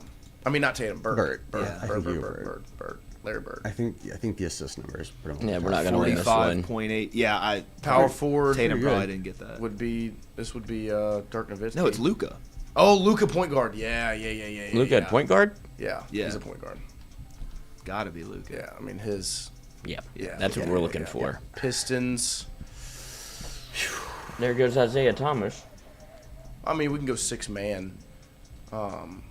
This is fun. Who else? This is kind of fun, yeah. We're all so special. What other weird fucking freak Pistons have there been throughout the... I mean, Because they have a lot of good players, but there's not a lot that put up like crazy statistical seasons. Like Chauncey was great. Rip Mark Hamilton. McGuire. was No, great. it was all team. That's what I'm saying. It's all team. Like Mark Aguirre never put up like 35 or anything, did he? Pistons is hard. He got hit by the basketball though. I mean, Cade Cunningham is balling right now. That's the but thing. I don't know like, if they would count right now. But then that would be the hack to have who has the highest. I mean, even last season... PRA didn't he right average now. 22, like 7 around there or something? Allen Iverson. Cunningham last season? Yeah, I mean, he was very, very good. I think it's got to be the 6th man because there's no like big shooting guard or power forward. No, like Rodman's rebound numbers weren't so extra. Isaiah Thomas is your 6th man. Yeah, I it's think got it's to be got to be Isaiah Yeah. Thomas. Yeah, Yeah, not very good. Oh, and Anthony Davis. yeah. Unless maybe you want to go David West, perhaps. No, I gotta be. Well, out of just spite. No, we have to do I'm AD. honestly about that. But no, I'll go with fucking Nikola Mirotic. Consider block shots. Fuck AD. Or they don't count block shots, so what am I doing? That's what I'm saying. It's points, rebounds, Yeah, assists. it's it's got to AD. be I AD. can't Eric say- Gordon for the But Pelicans more is elite. holistically. Elite. There he is. Marcus Cousins, There's Mirotic. Peja. Stojakovic. Zion. Z. His numbers are probably great because when he plays, he's awesome. Right. It's AD. I mean, AD had an MVP season. Yeah, he had like 30 and 10 one year. Yeah. Bubba. Ray Allen. Yeah. Or no. Michael Redd. It could be Michael Ray. Monte Ellis. What about the Big O as a point guard? Yeah. We'll type it in. See if it's in there. It doesn't If let it's in it there, tells you. This is He averaged all- the this triple is double. everybody. I don't like looking at the list though. Yeah, I think looking at the list cheat. Yeah, it's just the last It's got to pick. be Ray. It's got to be Ray Allen. And it wasn't. Damn. God, we got Dude, so we got what Ray is again. I got Larry Bird. So That's wait, that. stay right here. Stay right here. We're still elite. So we got the first 3. Yeah. So what could we have done? It's not AD. That's crazy. Yeah, that's what I don't Maybe AD was It's supposed probably to be the 6th man. It was probably Zion. Well, No no, it way. might. The Pell could have been a 6-man, I think it with- was supposed to be AD, but he was supposed to be the 6th man. and so who? But then we, It's probably I think it Giannis. was like some It's probably Giannis, Giannis. and then Rip Hamilton. 80s I don't Piston. know.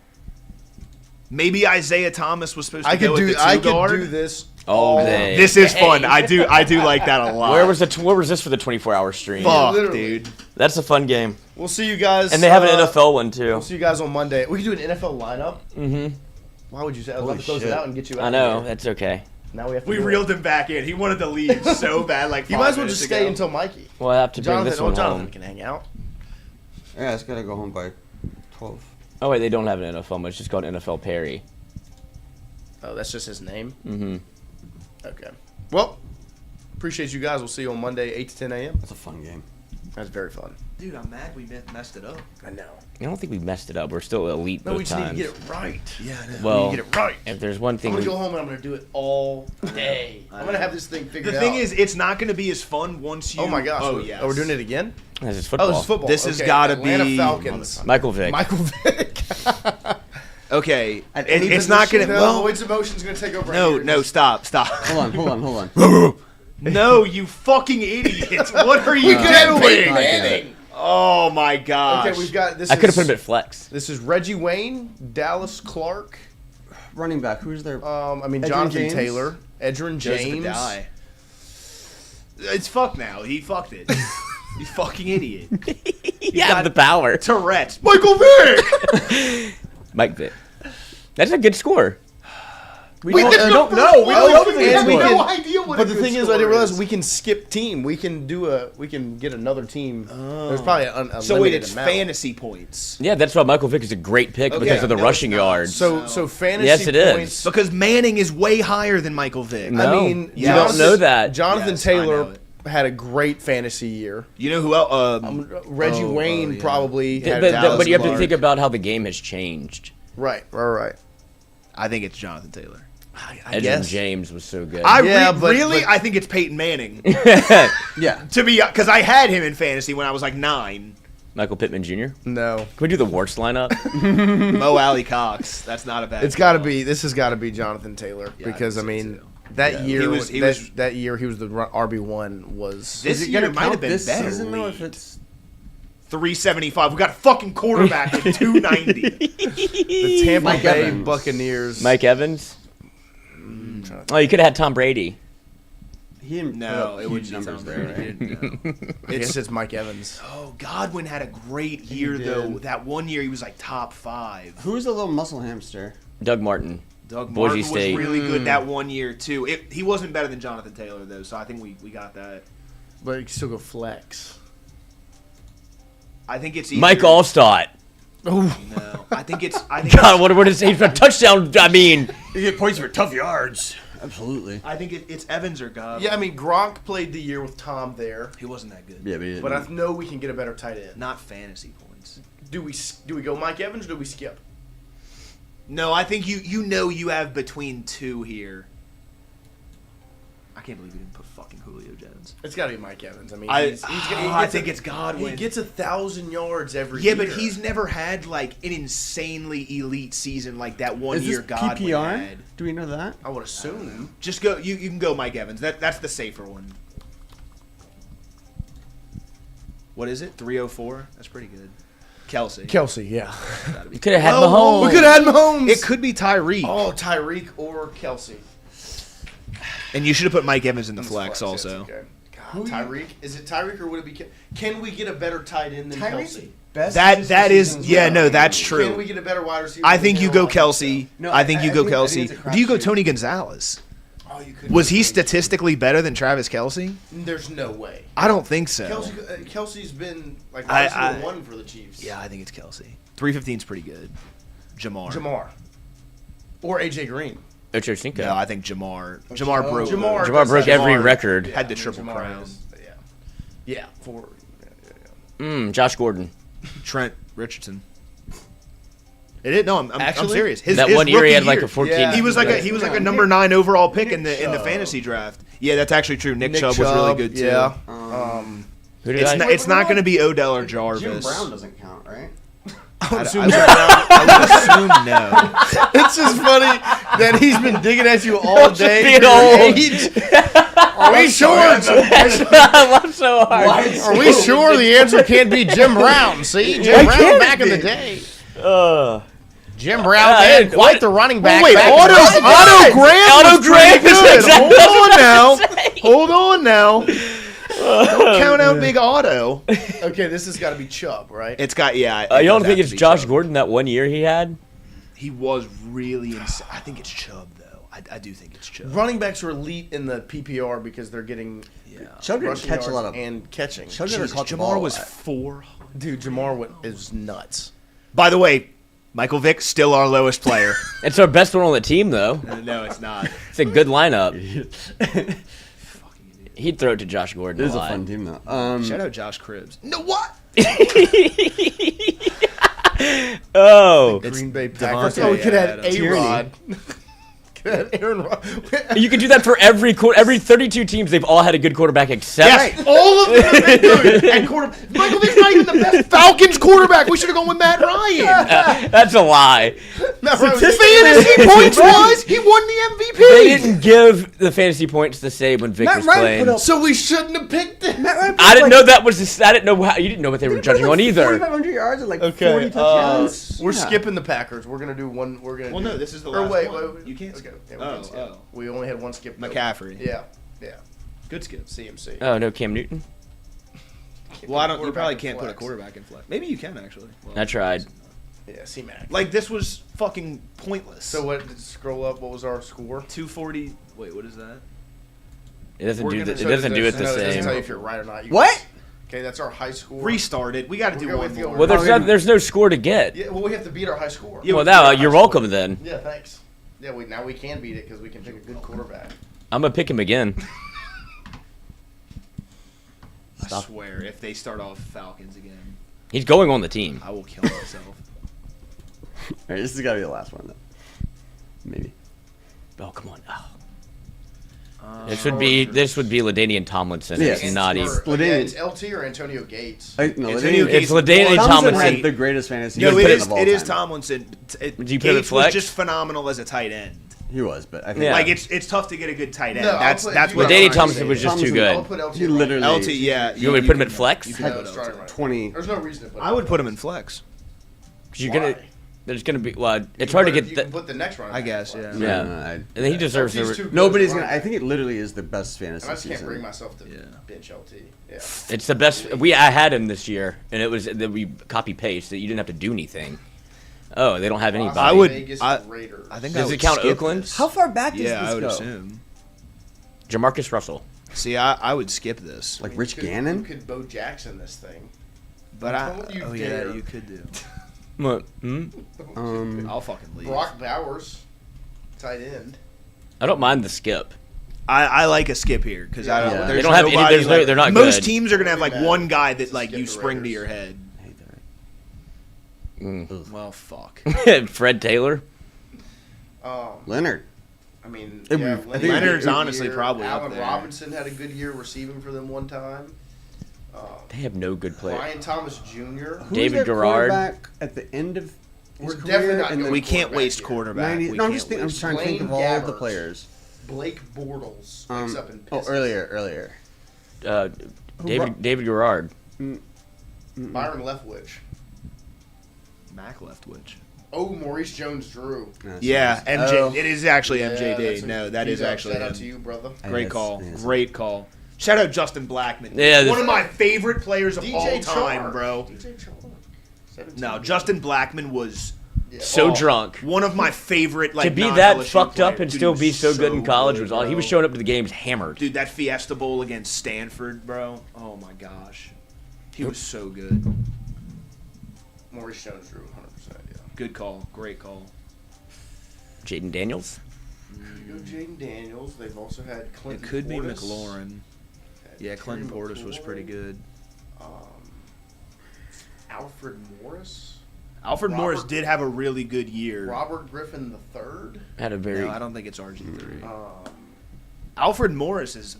It might because that same year that Doug Martin was like a top 10 pick. Yeah. I remember Alfred Morris was a top 10 pick. Is this a skip? I can't. We Oh, can't- we already only used have it. one. They've given us 3 shit teams in a row. they have. They have. Lavernius Coles. I remember him as a Jet. I'm trying to think of wide receivers.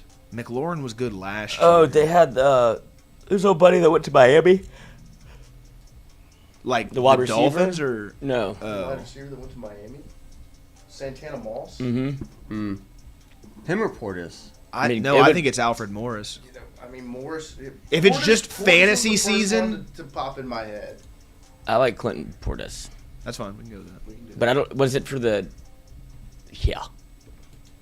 Oh, Terrible. Nah, fuck. McCaffrey, and we Oh, can't we fucking use it. him. what y'all want to do? Steve Smith? Yeah, Steve Smith. I'd go. Well, Cam. Cam. Yeah, I think well, I'd he go won. Yeah, he Cam. won MVP. Julius Thomas. Demarius Thomas. I think Tim Tebow.